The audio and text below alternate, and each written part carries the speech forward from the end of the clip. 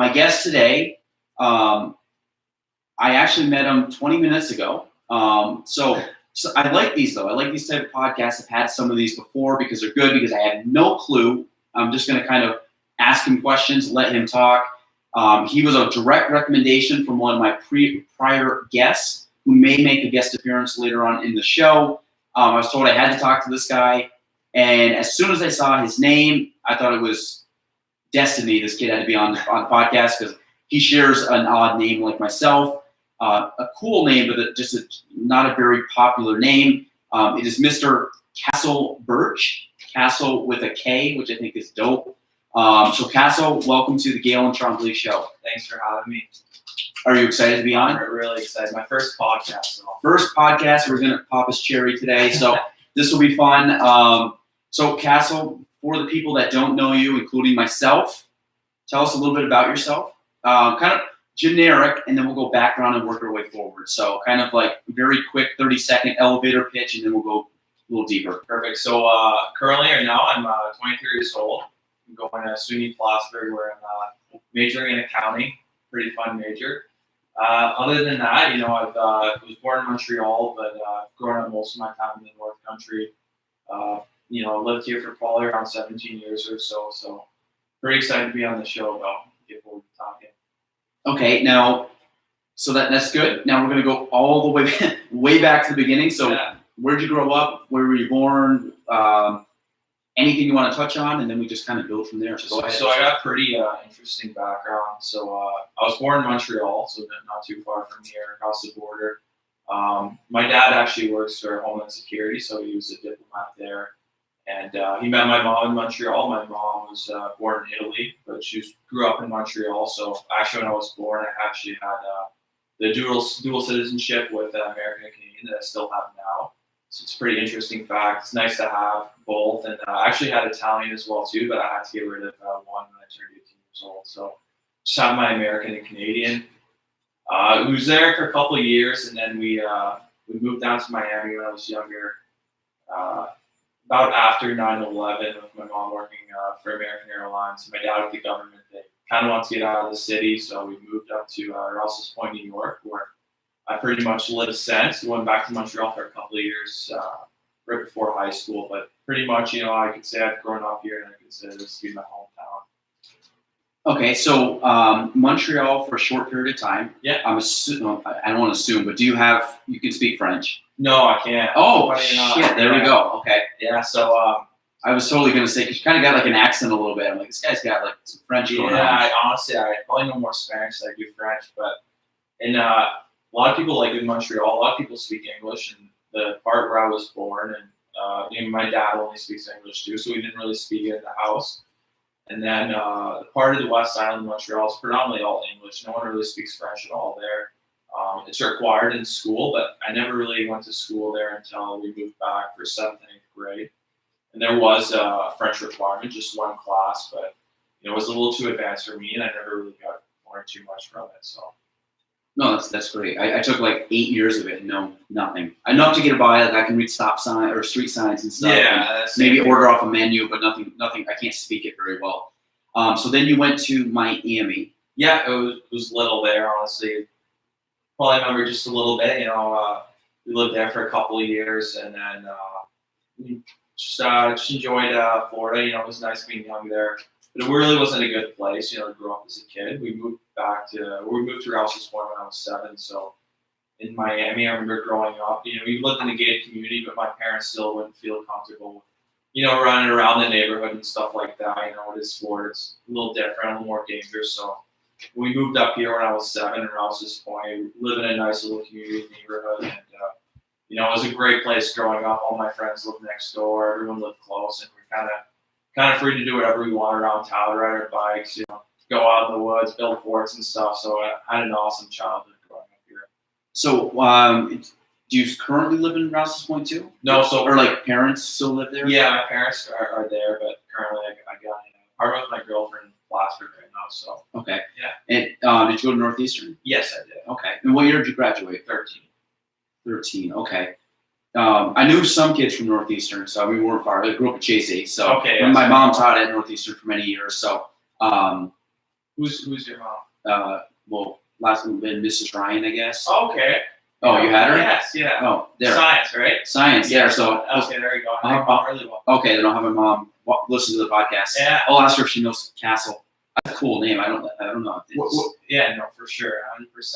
I think I saw her at Valcourt for a party actually. My mom? Yeah, I think about a year ago. Oh, that's right. So you worked at Valcourt? Do you still work at Valcourt? Yeah, and Oh. it was actually a party when Meg was still there, an event, so I remember seeing her. Oh, there you go. She's retired now, right? She's done. Yeah, out. Yeah, so yeah. Yeah. Oh, okay, cool. Well, that's there you go. So I'll let her know that you were on the podcast. Yeah. So you went from Miami up to Rouse's Point. So anything? I mean, up to this point, anything worthwhile that you? I mean, you obviously grew up. You did your thing. Yeah. So what?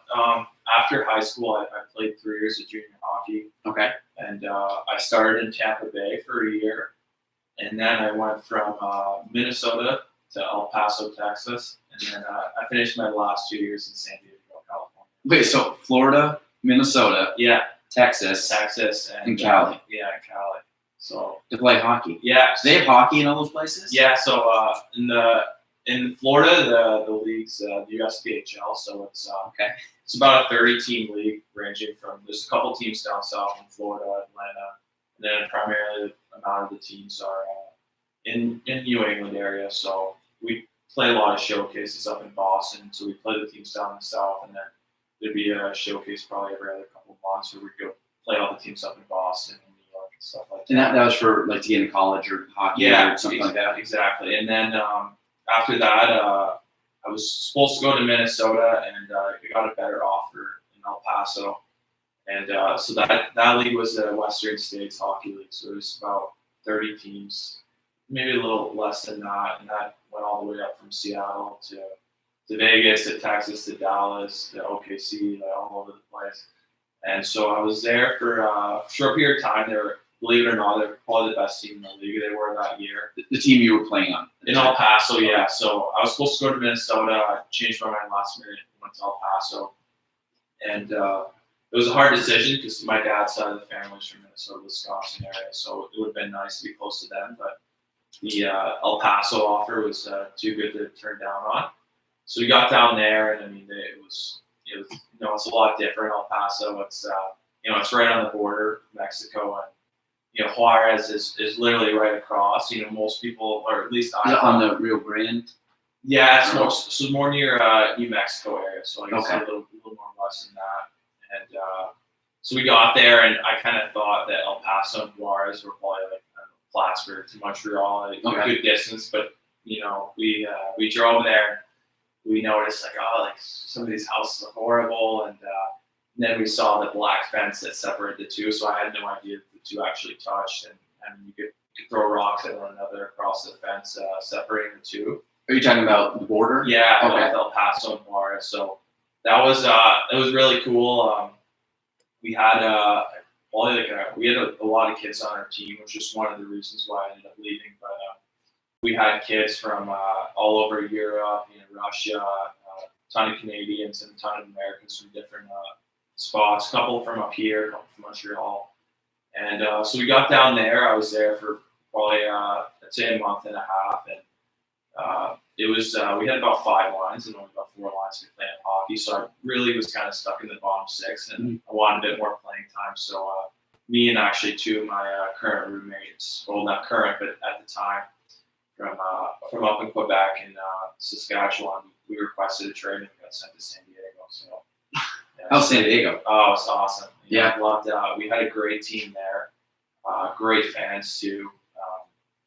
Pretty much, we had a hockey house where about 24 of the guys lived in, and we had guys from Russia, Kazakhstan, Finland, Sweden, all over the place, like anywhere you could name it. And this was a single house? Yeah, so it was How many bedrooms were in this place? So there were about 6, 7 bedrooms in the place, and we had about 22 guys living there. But when I got traded at the time, it was pretty funny. We got traded on a Friday, or actually on a Saturday, and they had a game on a Sunday, and they wanted us to play. So we pretty much had to pack all of our shit.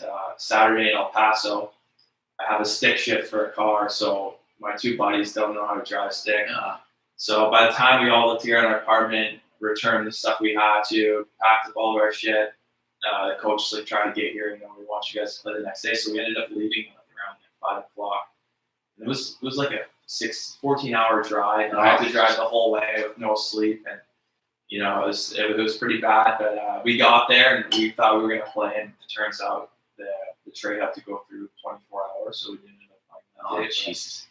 But yeah, when I got there, the coach at the time, Randy Carlisle's son, Craig. Randy's he actually just got fired from the Ducks. He was NHL coach. Okay. His son played at Rockport, so that was another reason why San Diego was a nice fit.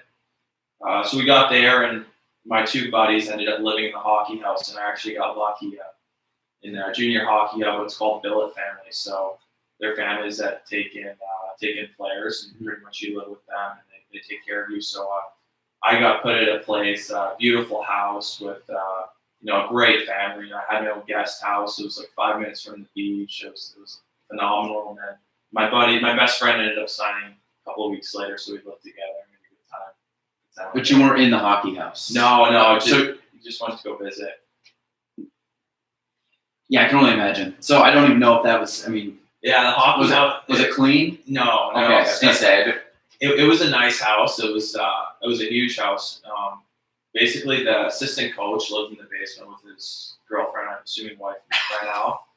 And pretty much the middle floor, or the first floor, consisted of, it's kind of funny, it was almost segregated in a way where like the Europeans and Canadians and Americans all stayed downstairs, where all the Russians lived upstairs together. That's the thing. Yeah, so they were, it's such a big difference, when you get to experience all the different cultures and personalities and how people are. So the Russians were kind of funny in the sense where they would stay up all night and they FaceTime their girlfriends back at home and stuff with the time change. And then basically they I wouldn't say they'd get up for practice in the morning. They'd be up the entire time, go to practice and go to sleep throughout the whole day. Whereas the Europeans and Canadian guys, we pretty much went to sleep at night and got up in the morning. Yeah, so when did junior hockey end for you? So my last season was 2016.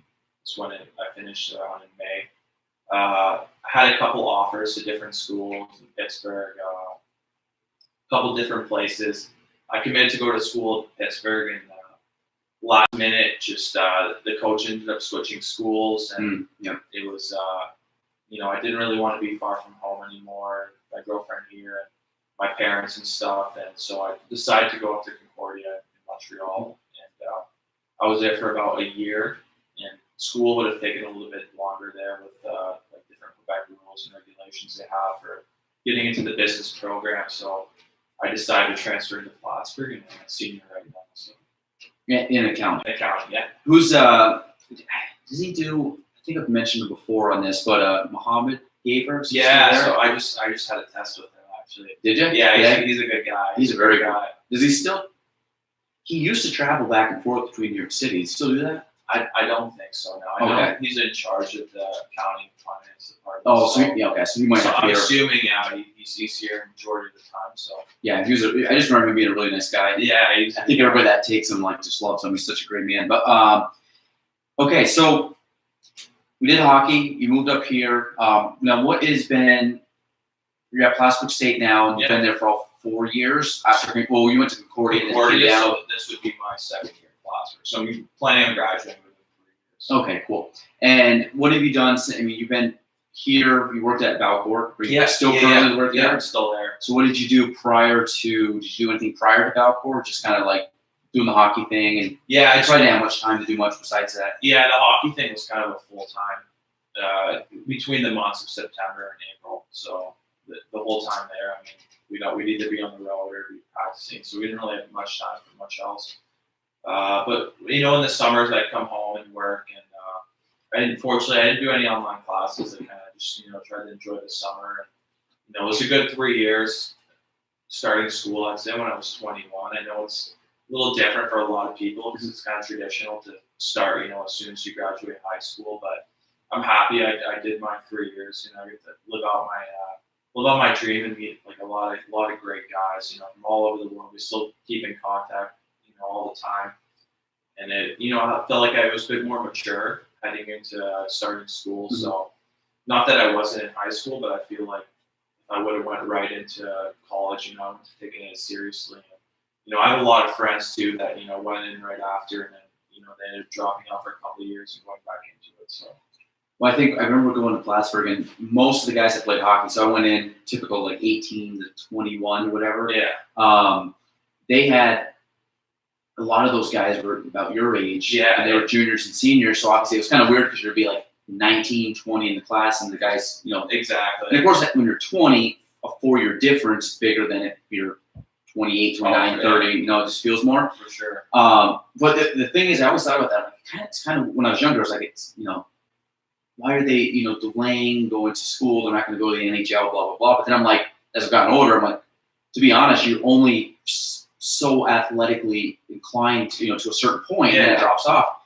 Like, you're in good shape and you're in the mode to play hockey. It's like, well, if you stop at 18, 19, well, you might as well go a few more years because eventually your body's just going to say, no, I can't do it. You get to 24, 25, depending on what level you're at, you get to the point where you're just like, hey, I just wasted 3 or 4 years where I could still play. So I think that's kind of cool. Like if somebody does want to, even if you're not maybe the best you thought you were ever going to do was go to, D1 or D3 college, something like that. But you still have the aspect of, hey, I got to play 3 more years of just hockey. Met a lot of cool people, got to travel, got to do some like fun things, good memories.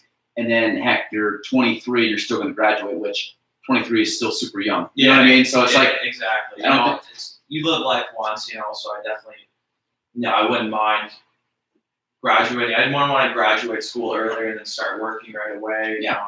I'd rather enjoy my years when I'm younger, and look back and 100%. Yeah, you're not going to. I mean, I went to college, but I have some memories of college. But if I would have had memories of college from 18 to 21, or if it would have had from 21 to 24, I don't think it really would matter. It would have been fun either way. Exactly. It definitely, it is true though. Like being a little bit older, it's not. I wouldn't say it's more of the traditional college experience, especially because I'm not currently playing right now. But no, it's still good. Honestly, I think it's better for me because I really focus on my grades and academics. But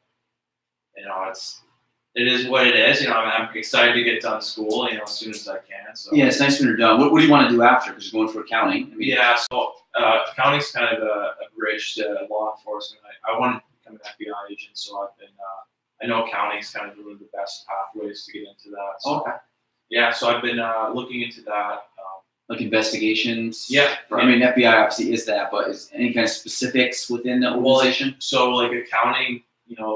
Pretty much any crime today has to do with money for the most part. So they look at accountants as like a good degree to have when you apply, and it looks good just for white collar crimes and all the other stuff. So yes, you can understand balance sheets and audits and stuff. Exactly. Yeah. So I was looking into. I went transferred to Plattsburgh with an entrepreneurship major, and I did a class, in my first semester there, and I really wasn't liking it too much. I just felt like it was something I wasn't really gaining a skill set out of, and I really excelled at accounting. So, business, you can use accounting for pretty much anything. I still do the generic business courses. I'm still going to get my degree in business admin as well too. But, so accounting is just nice background to have.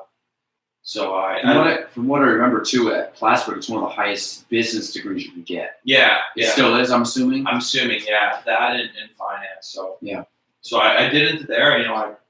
I love the professors at Plattsburgh. They're all good, like we spoke about Gaelan. So is Jason Lee still there? Yeah. So he is like super great dude, but the guy is like a lot of energy. I haven't had him. So, a lot of energy. I know of people that have had him.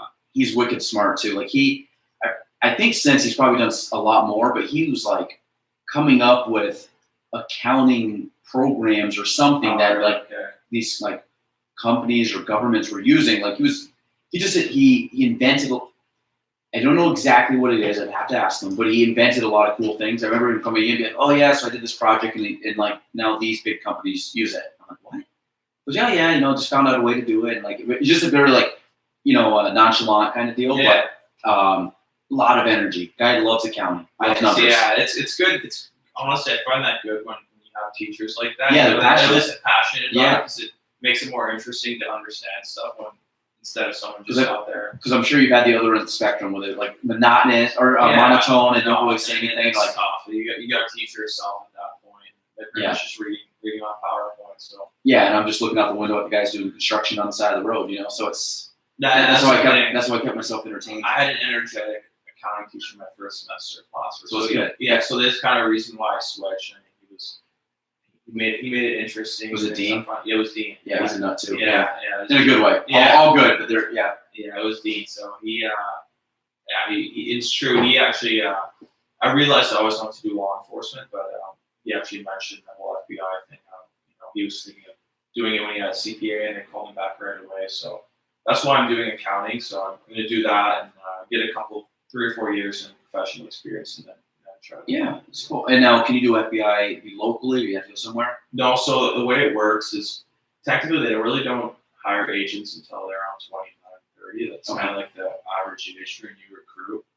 You could apply at 24, but the majority of the time they could apply. So I need a couple of years of experience, and then while I'm doing that, I'm going to try to work and get my CPA, certified public accounting as well too, to kind of just make our resume look a little better. Big time of year right now. Get those taxes in. Yeah, for sure. I met my lady yesterday, and that stresses me right out. Yeah, it stresses me out. It's just one of those things when it's done. I just like, oh, thank God. Yeah. It's just too many things in my head to try to figure out. But who's your favorite hockey team? Montreal. Big go Habs, go Habs, go. We'll leave that as an intro to our non-Hab friend over here. So, all right. Well, we won't touch on that too much. But did you go to a bunch of games? Yeah. So I went to growing up. Went to some games.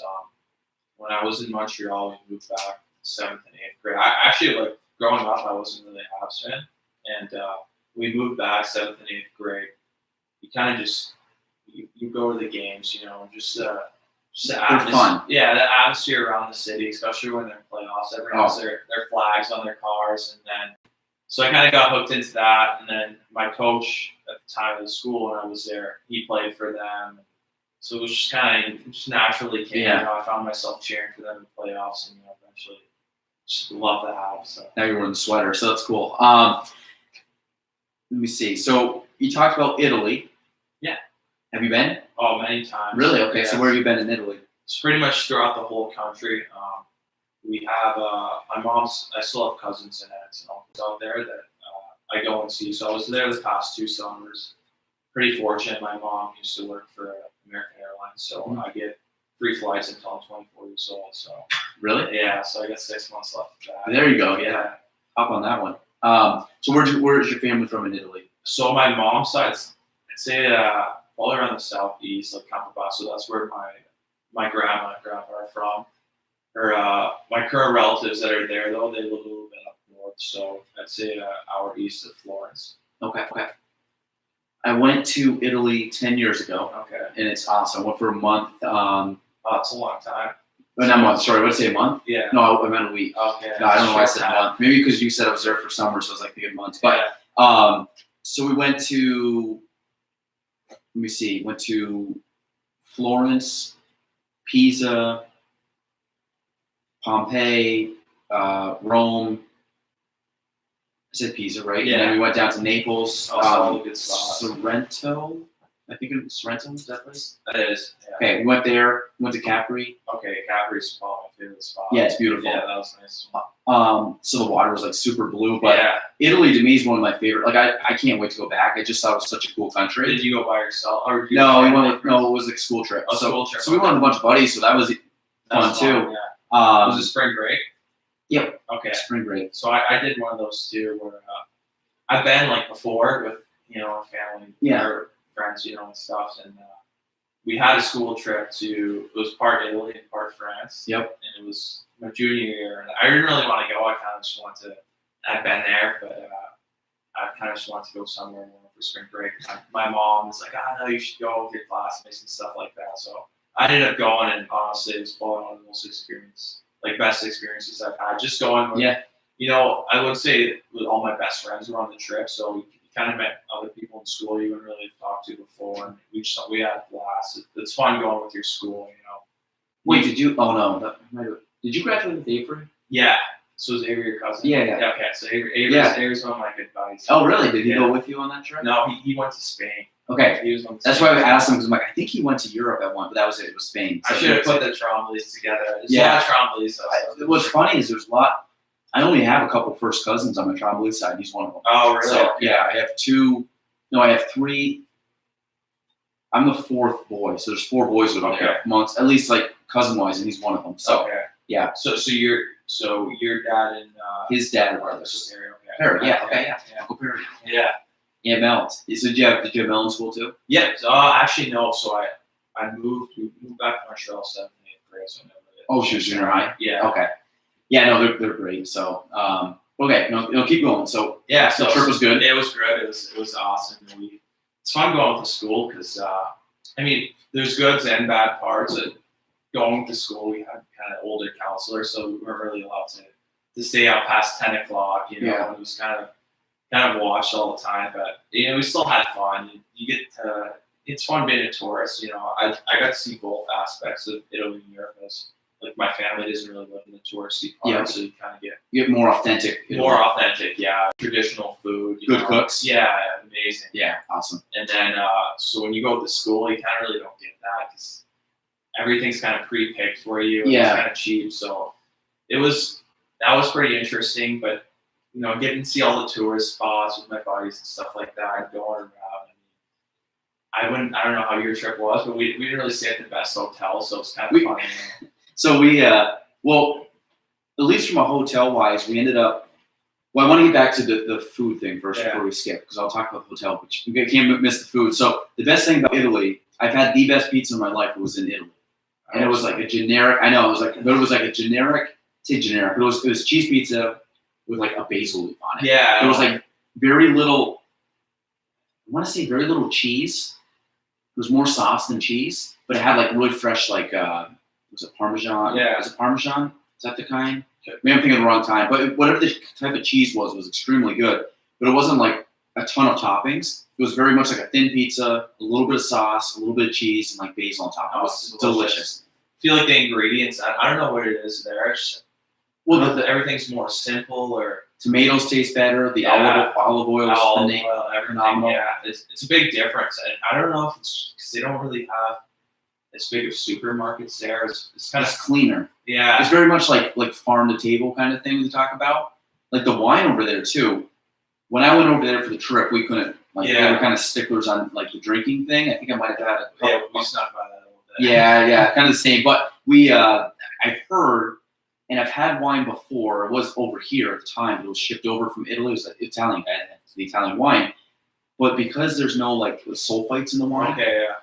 Which I've been told, I don't know if this is true or not, but they're the ones that kind of give you the hangover because they're like a preservative for the wine. Over there, they make it and it's so fresh, they just they bottle it. But that makes sense. But they drink it, I guess, super. That's kind of very close to when they actually, like they're not shipping it out all over the country and stocking it and then selling it. So the wine over there, I've heard, is a lot purer, and I've had it once before and it was phenomenal. Same thing. It was like just such a good, fresh wine that. Sure. So I don't know if you've had that experience over there. So my relatives that actually live there, they have their own winery. So that's awesome. They make their own wine. So I believe it's around September and stuff they start harvesting, get everything going. So I never really saw the process behind it. The two, so I guess is the wine good though? Oh, it's phenomenal. So the two, looking for the word here. So my cousin's parents. So like the grandparents, there's 2 families out there, so they both did it. The grandfathers, one passed away, so the other one's still doing it, and the other, like the cousins and kids, really, I don't think they know too much about the process of doing it. He never really taught them, so it's kind of interesting to see what's going to happen in the future with it. But probably like an older craft. Yeah, meaning like it's kind of like your grandparents or that generation, maybe a little bit below them, but the grandparents grew up doing that. Exactly. And then it's kind of been slowly lost and more commercialized, and it's kind of gone downhill. For sure, yeah. I think they're still making it, so I always bring some bottles back when I go there in the summer, but I hope they continue doing it. Yeah, that's cool. I've always liked wine. I'm more of a wine drinker than I prefer wine over a lot of alcohol. Yeah, types of alcohol. Yeah. And I don't know why. It's actually the only alcoholic drink that I can have with with like food. Oh, okay. Like I have a hard time drinking beer with food. Like I'll drink it prior to eating, yeah. and once I start eating, I won't touch my drink. I'll drink water just because it's like I don't know, just eating wise it's too heavy. But wine, I love it. Like give me a good meal with some wine. Amazing. It's true. It's weird though, because when I was younger, like I would say for a couple of years, I only like the sweet like white, and now I kind of feel like I transition to like I only like dry reds now, like as dry as it gets. So you went from college girl to like exactly. like a good wine drinker. Yeah, no beer for that. My Behringers, Moscato, all those things. But I when I first got into wine, I literally went dark red, right in, and that's all we did. Oh, like I went straight into it. Never really hit anything, and to this day, I can't drink sweet wine. I think every once in a while I'll have one that has like a touch of sweet to it, and you can kind of get by because it still has a little bit more like a true dry taste to it. But for the most part, I'm very much on the dry end of the spectrum. But yeah, I started with sangria. So that's what I was worried about. You know, people start there. It's tough. We're slowly. Jordan, we talked about on her podcast. She's a HRT major at Plattsburgh. Okay. So they actually take a class that has like wine tastings and stuff. And she goes, "Well, I really like the pink one." I'm like, "Jordan, no, like you gotta like slide that a little darker and get into the other end of the spectrum." I wonder if they on that. They got rid of the wine class when I was there. Oh. They knew you were coming, so. Yeah, offended. Okay, so but they brought it back. So so they had the wine, but that's like to me. The spectrum, like going to dark red. I'm glad you're there now. It's a good place to live on that end. For sure. So we talked about this. You said this is your first podcast, but you said you're a podcast. Oh yeah, avid listener. Avid listener, I like that. So which podcast? I know you kind of mentioned a few before, but let the listeners know what podcast you like. I love Spin Chicklets, the hockey podcast. The Ryan Whitney and Paul Bisson, the two guys, former players that do it, are hilarious. And they got another guy in there, RA, who's kind of just a fan, but he's from Boston. He's got that deep accent. He adds a lot of insight as well to it. It's just funny. They bring in a lot of ex-players and current players, and just the stories they tell back and forth. It's like you're in a locker room. And it's just like locker room humor. They're just like they just joke around. Exactly. Like sometimes jab at each other about hockey. It's just kind of just stories, of their road trips and stuff. And it was awesome, and it was kind of crazy to see how it evolved because I started listening to it as soon as it came out, and it was just with the Ryan Whitney guy. And eventually, Paul Bisson, who has a pretty big Instagram following, social media following, he got involved and got in as well. And it's just taken off now. I mean, they got so many followers on Instagram. And this is Barstool, right? Yeah, it's Barstool. So they're part of Barstool, and I mean they do. They went to a couple of the Stadium Series games, and they didn't realize how many fans they had, but they did a live interview thing. The place was sold out, so it was just cool to see how many people actually enjoy the podcast, and all my buddies listen to it and stuff. It's a funny, like I say, phenomenon, but it's been. I mean, now it's basically just on-demand radio because really before TV, that's what people listen to. Now we're going into podcasts. We've gone from like looking at a screen to now we're back to listening to stuff. For sure, and I think like you talked about, you just said I get in the car, I put a podcast on versus listening to music. Exactly. Which I never listen to music in the car. It's always a podcast. Even at home, if I'm doing work or doing chores or dishes, I have a podcast on because I can listen, but I don't actually have to physically watch something, so I can use my eyes and hands and everything for something else. No, it's nice, and it's crazy. Some people kind of like, oh, it's like talk radio, and I honestly I like talk radio a little bit. I did too back in the day. Yeah, I'd listen to it. I think it's weird, but I kind of like the sports inside stuff.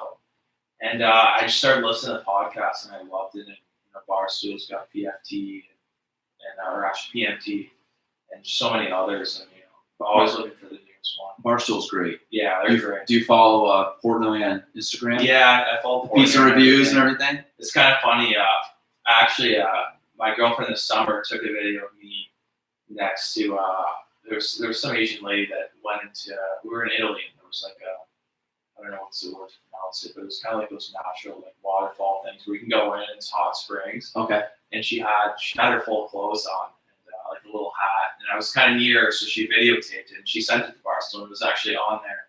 On the account? Yeah, on the account, the main account for like 15 minutes. Like I was taking a shower and she's like, oh my god, you're on Barstool. And, Wait, is it still on there? No, unfortunately, so Will they take it down? they took it down. I don't know if it was due to racism or whatnot, but they it was a caption and it was up there for about 15 minutes, and a couple of my buddies commented. And I just got out of the shower and I was like, Did you get to see it?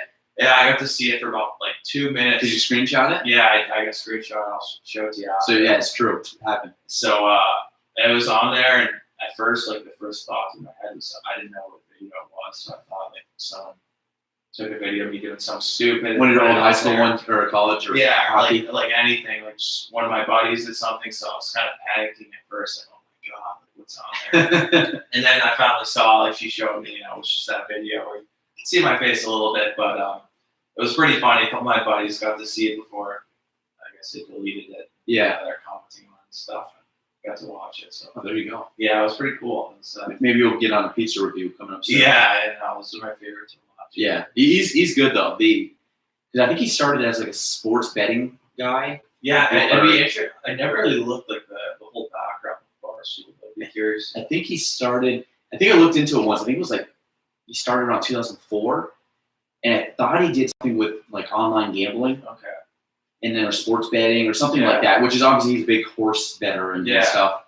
But then I think he ended up going from there. Then he started doing blogs for, I don't know which, maybe it was like Boston Globe or something. And then he went to something else and he started Barstool. And then slowly, as he says, taking over the internet. So it really is. I mean, they have so many things that go viral that they do a good job. But No, I think they're geniuses. Whoever, I mean, obviously, to me, I really think someone like Barstool is going to outdo ESPN over the next few years. for sure. 100%. They have way more engagement and more followers, and loyal followers. Oh, exactly. And I think part of that has to do with the podcast. Because I think the majority of Barstool, I mean, there's Instagram too. Everyone likes the funny videos and all that. But I mean, a majority of, I'd say, Stoolies, like true Barstool fans, listen to all the podcasts. They're on XM too, Barstool Radio. And I feel like they're pretty much taken over completely. Well, I also think that one of the good things about podcasts and a lot of things that people are now following is because it's not censored, it's not regulated. Where I think if you go on if you watch like the news segment and they're like just very scripted, they have to go by the book, and like ESPN, they got to go by the book. These guys in Barstool are saying what me and you are thinking or want to say, and they're saying it, and like ESPN's like, those guys would say the same thing, but they can't. They'll lose their job. Oh, exactly. So Barstool, Portman is like, you can say whatever you want. I don't care. That's a big part of the reason why Barstool is so successful, because they're not really too politically correct. No, not even close. Yeah, it's great. Where it's nice, and I think they had they had the guys from Pardon My Take. They had an ESPN show, and it only lasted one day before they ended up canceling it. Who was that? So it was PFT and Big Cat. So okay. So they had an ESPN show. Yes, I was there for a day, and then they canceled it right away. I don't know if it has to do with being affiliated with Dave and Barstool, and like next thing I knew was gone. So they're still doing stuff. Big Cat, I think, does stuff with A-Rod now. Yeah, he jumps on the podcast too. I've listened to a couple with him. With him and A-Rod? Yeah, but him and most people say him and PFT are probably the two biggest guys. Well, what about who's the guy in the mic? Borelli? Frankie Borelli? Yeah, Borelli. Is he the guy that films the pizza reviews? I don't think there's two. Maybe he is. I don't know. I think might be another Frankie too. Yeah. But maybe he is the all right Frankie. I don't know. Yeah, I don't know. That's true. I gotta look that up. I'm not sure, but they do some funny ones. I've listened to it a few times. I don't listen to it religiously, as like because we talked about like it just gets overwhelming when you listen to a bunch, and you're like, I have a few that kind of are my go-to kind of things, and then it's like the ones I filter in based on the topic, and I find Barstool is like my filler. Because I really don't keep up with it, but then I can just put it on and just laugh for like an hour and a half, 2 hours. They're great. So I usually only listen to the week review ones or the true Barstool one, the one that Dave goes on and stuff. I haven't heard that one. Like I don't listen to Foreplay, like the golf one. I don't listen to. There's so many. They even have like the ones for girls now too. Yeah, the two chicks there. No, my buddy sent it to me, but I don't forget what it's called. I pick on my buddies for Call Her Daddy. Yeah. What is it? Call Her Daddy. Do you listen to it? Jeez. Okay, so two of my buddies' guys listen to it. So really? Well, I think they're like filthy girls, right? Yeah, exactly. They talk about filth. Yeah, so that's we I've never listened to. I probably will throw it on once just to see, but I heard they have a crazy following though. So I was gonna say I'm sure they're good, especially if they're only female Barstool podcasts. I think there's probably a couple like girls I think that work at the office that podcasts too. I Awesome. don't think it's like as I don't know R-rated as the Call Me Daddy. Call Me Dad. I don't know. I Call got. Me Daddy. I don't know one of the others. I may have to listen to it just for a good laugh, but no, that's and then I talked about getting into Joe Rogan, which you will. Yeah. I'll get you into him. He's good. He's one of the guys like you could listen to every podcast and they're like really They're long, aren't they?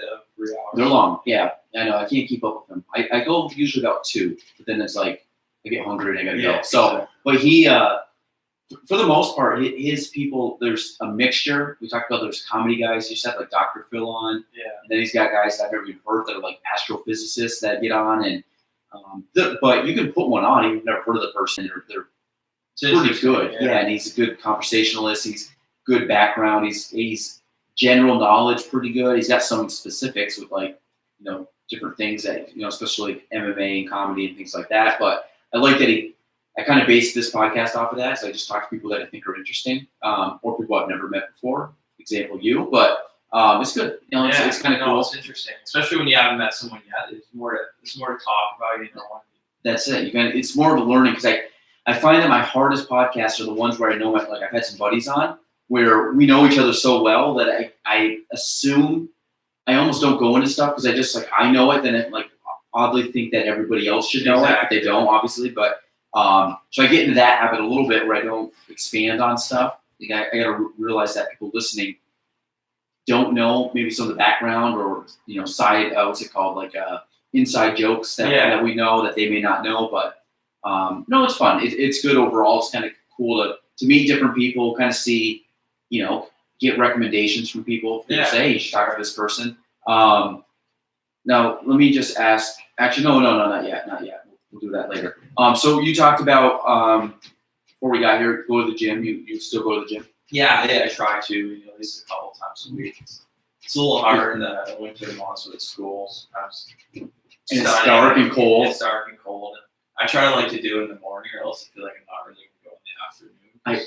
Yeah. So I was telling Ellie, we just did our other podcast with her before we started this one, and I told her I've gone 3 days in a row, which I've totally fallen off the wagon. I used to go all the time, and then a mixture of business, getting busier, having a kid, expecting a kid, things just thank you, but things that takes over your time and your priorities change and things had to take a back seat, and then that took a back seat for too long, and I'm like, I got to get back into it because once you get out of it, it sucks, and it's like trying to climb back into it.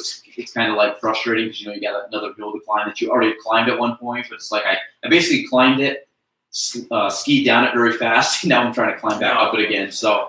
But that's good. So you go a couple times a week. Yeah, a couple times. It probably takes off from your hockey, though. I'm sure you guys did quite a bit through that. Yeah, definitely. It's kind of funny. We did. We had a personal trainer last year in San Diego. We do all this stuff, but we did a CrossFit gym right after practice as well too. So I kind of did some of that stuff, and it was tough. We hated it just because it's. Which one did you go to up there? And remember the name? I can't remember exactly the name. I'd have to look it up. Okay, that's fine. We were there we probably had a 4-month contract with them, and then we kind of just did stuff with the private training towards the end of the season because it's tough on your body. Yeah. Especially in the beginning of the season was okay. It was right. It was kind of towards training camp, so a month before we started playing games, we really got into it. But towards the end of the season, when you're kind of beaten up, it's hard to. I was gonna say you need more recovery than you need more work. Yeah, and they worked on that there too. They were good. All the stuff they showed us.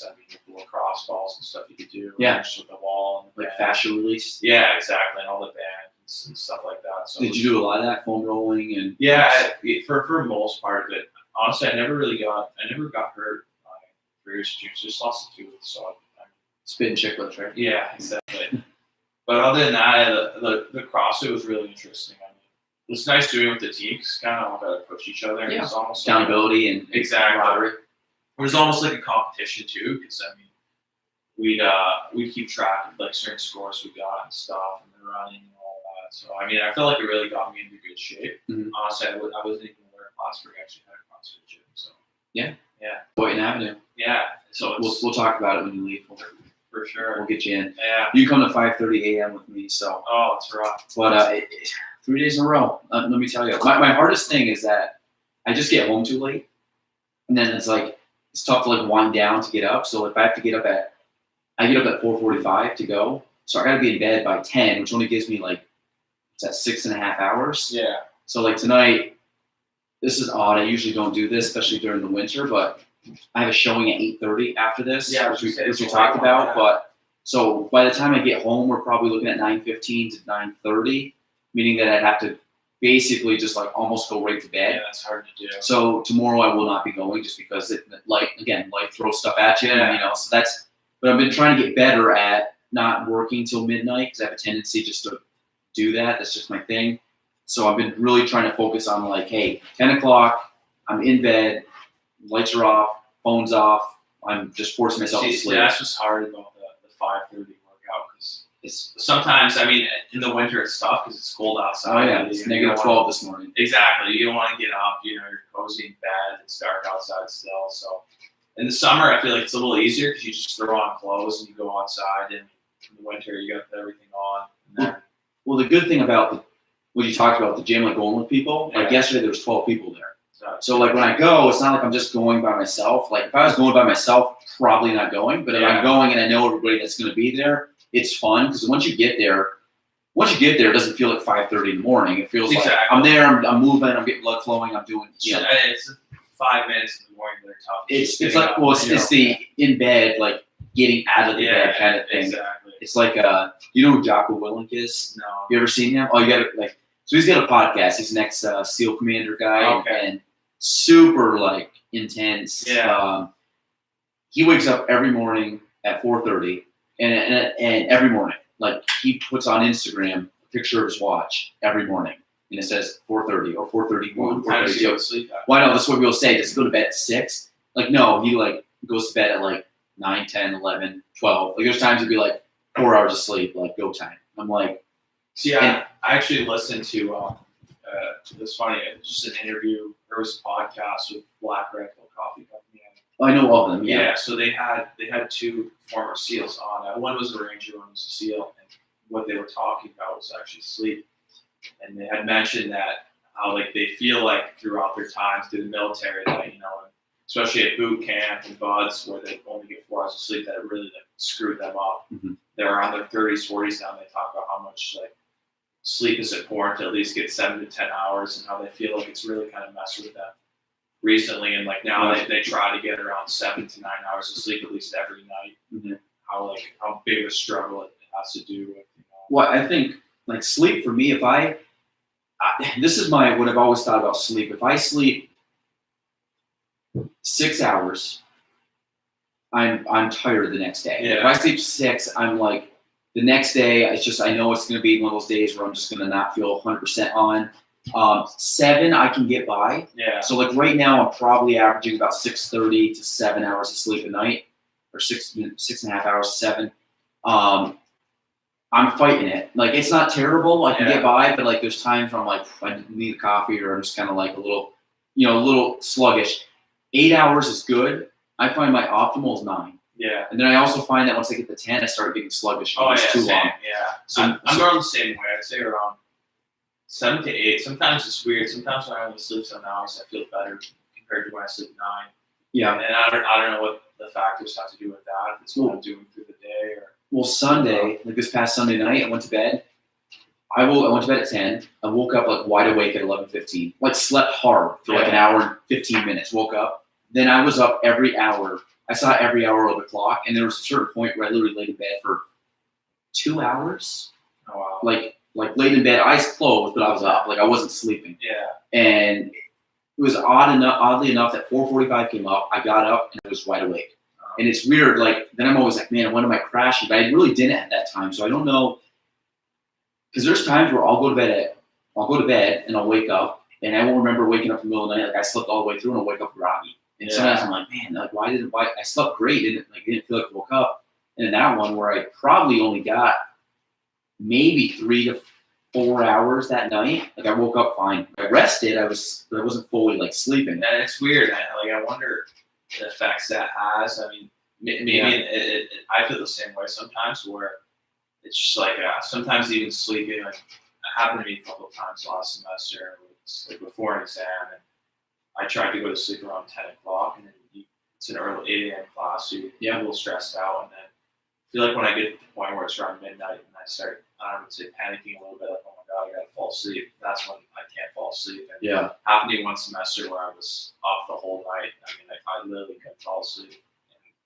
And I went to school the next day, did my test, yada, yada, carried on through my day. And, I tried to go to sleep early. And I panicked myself again. And I ended up staying up till like 1 o'clock. And finally, I fell asleep. But it was just like, man, I got sick after. So it's crazy. Like, I felt fine like in the morning. I went to go take the test. But after that, I really started to feel the effects. You start getting run down. Yeah, exactly. But I feel like if I get like 5, 6, 7 hours, be okay. But it all depends what you're doing the next day too. Well, I think it's too if you go. There we go. Nice. What's weird is I really can't hear too bad. So train's going by, which we're in studio down in the office near the train track, which is cool. But yeah, same thing. If you go, like I'm on my third night of like 6 hours and 45 minutes, roughly 6.5 to 6:45. I'm doing okay. I felt a little tired today, but I'm like feeling okay. I'm just wondering what I'm going to feel like come like 10 o'clock tonight. But like I said, I may sleep until like 7 tomorrow morning. So we'll see. Make up an extra 2 hours of sleep. But I think sleep's great. You feel better getting up early? 100%. Yeah. Like I find if I sleep until like 8 o'clock, I just feel like I get almost pissed at myself because I'm like, I just wasted. Like one of my biggest things I complain about is lack of time, and I pretty much from morning to night just running around like crazy doing stuff. So I find that if I lose 2 hours in the morning because I slept in until 8, then I'm like, I wasted time that I could be doing something. So like I know tomorrow I'm gonna probably set my alarm for like 5:30 or 6 is what I'll probably set it tonight, which is still early, but maybe I'll sleep an extra hour. But it really could be like I get up and at 6:30 or 6, I'm like, I'm exhausted. I'll sleep in another hour. Just because I'm like, at that point, I'm like, I really need the extra sleep. And I'll do it. I listen to my body enough because I don't want to be sick. But when I do get up, like, I get up, go to the gym, do the whole thing, I feel great. Like, I was just saying, I feel like some of my best mornings actually when I go to the gym early. Especially if you have a good workout, good start to your day. And then you feel good the rest of the day. I have good energy. I crash a little bit come noon. Yeah, you get a little tired, but I think, like for me, if I don't go to the gym in the morning, I'm not going. So like to me, like that's you talked about, like that morning decision, like getting up in bed. It's like if I don't get up right now, in the next like 5 minutes, I'm not gonna have the time to get there. I'm gonna miss it, and then I'm gonna be pissed the rest of the day that I missed it because I know I can't go tonight. So my thing is like that first like 5 minutes where it's like it sucks, but like just force yourself to get out of bed and go. Do you eat before or after?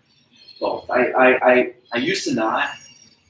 Ellie mentioned the same thing too. I've tried to get a little better eating wise. I wasn't eating great, and really it was not that I was eating really terrible food. I was eating pretty good for the most part. I'd say overall I eat well like 80% of the time. The problem was I was eating like 60% of what I probably should eat in a day. Okay. And then I got into that mode where I just was like comfortable eating like not enough food. Like I would like skip breakfast. I would have like a small lunch, or I would get to like 2 o'clock and have an 8 lunch. And I would eat it, and then I would go home and try to like eat more because I tried to make up for it, but then I wasn't hungry to eat more. Yeah. And then it was like this vicious cycle. So when I work out and I eat what I'm supposed to, I actually feel fine. Like it's like my body, like when you work out, you actually need food, and you're eating almost twice as much, but you feel great, and you actually perform better and actually feel better and look better and everything else. So, but I do eat both because I used to go breakfast, lunch, and then I'd go like 4 hours, and then I'd work out, and then I would eat afterwards. So like I couldn't go 4 hours without eating. So I really got to the point where I was eating right before, within an hour, half hour to an hour. So when I get up at 4:45, by 5 o'clock, I'm eating something. Usually it's just kind of like some protein and then like some dates or something that I can, some just like a sugar, like a carb and protein source that can kind of just give me some energy to get through, which does the trick. And then I come home and eat breakfast. There you go. Okay, so that's curious. So so it's the same way. Yeah, so I need something in me because I was always like that too. When I played like high school soccer and stuff, we would always have food prior to the game. Very rarely would I go like like 5-6 hours without eating. So I'd always try to have something, whether it was on the bus before or if it was a home game.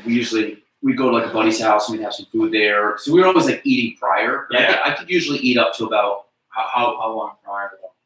I would say we would eat before we got to the field, the like locker room. Yeah. So say our game was 6 o'clock, we'd get to the school about 4:30. So we Okay. probably ate around 4-ish.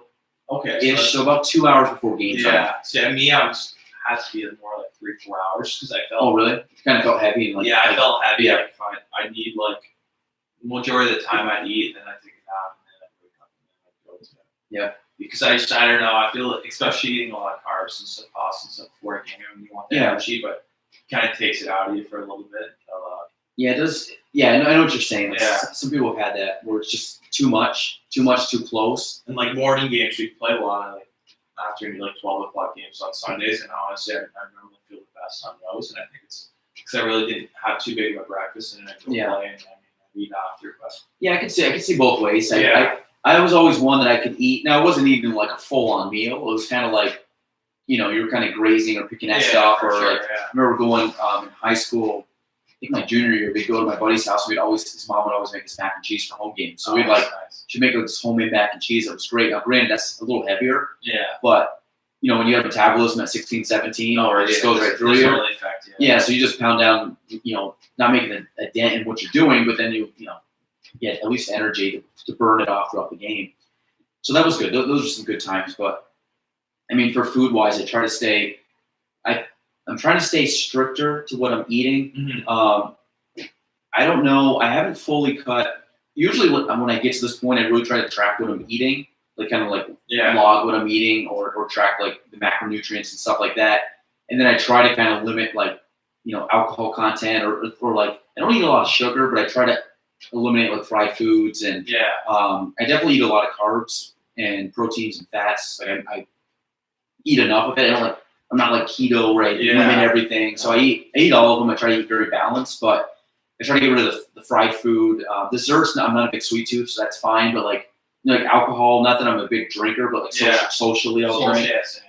So like sometimes for the podcast, like we'll have wine or we'll have beer or something like that. And to be honest, I didn't even think, I forgot to ask you which one to drink, but I've kind of was in the point where like, nope, I'm not going to drink. I'm trying to go a little bit without, just so I kind of almost like a cleanse, kind of like get back in the mode, kind of clean out, make myself feel a little bit better than all bogged down. But I do that. And like I said, it's more just like you're making that priority choice. So like for me, getting up in the morning, really focusing on food, planning ahead is just something I'm really focused on now because I got away from it. And it's just, I know I perform better, think better, and way more energetic when I'm going to the gym 4 to 5 days a week and eating good, probably 80 to 90%, like pretty good. Obviously, it's like weekends, go out to dinner or something. It's not a huge deal, but really try to stay good. Yeah. When I'm eating. I feel like one thing.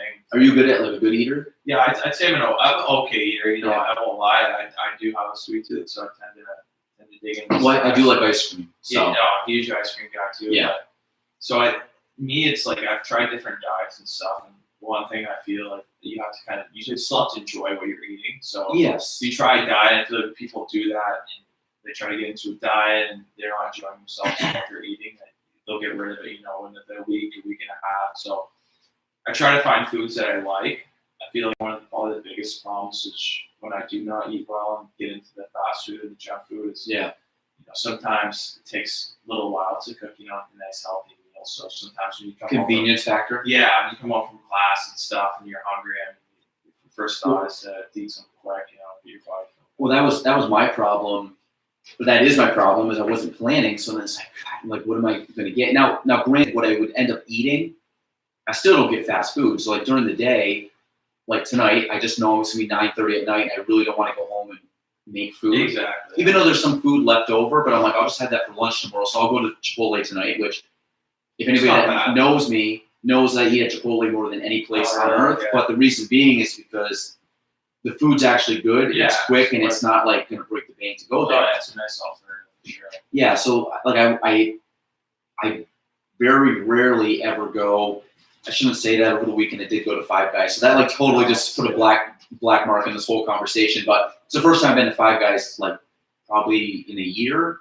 So that was like a one-time thing, and then I ate it and I felt like crap. So I'm like, okay, but you gotta have one of those days every once in a while. Yeah, you gotta enjoy yourself. But I would say that, or I'll go down to like get a sub or something, which is not the greatest, but it's not the worst thing. No, it's not fried and just a bunch of crap on it. So one thing we just bought a couple days ago is an air fryer. So is air fryer? Oh, okay, the air fryer for like it.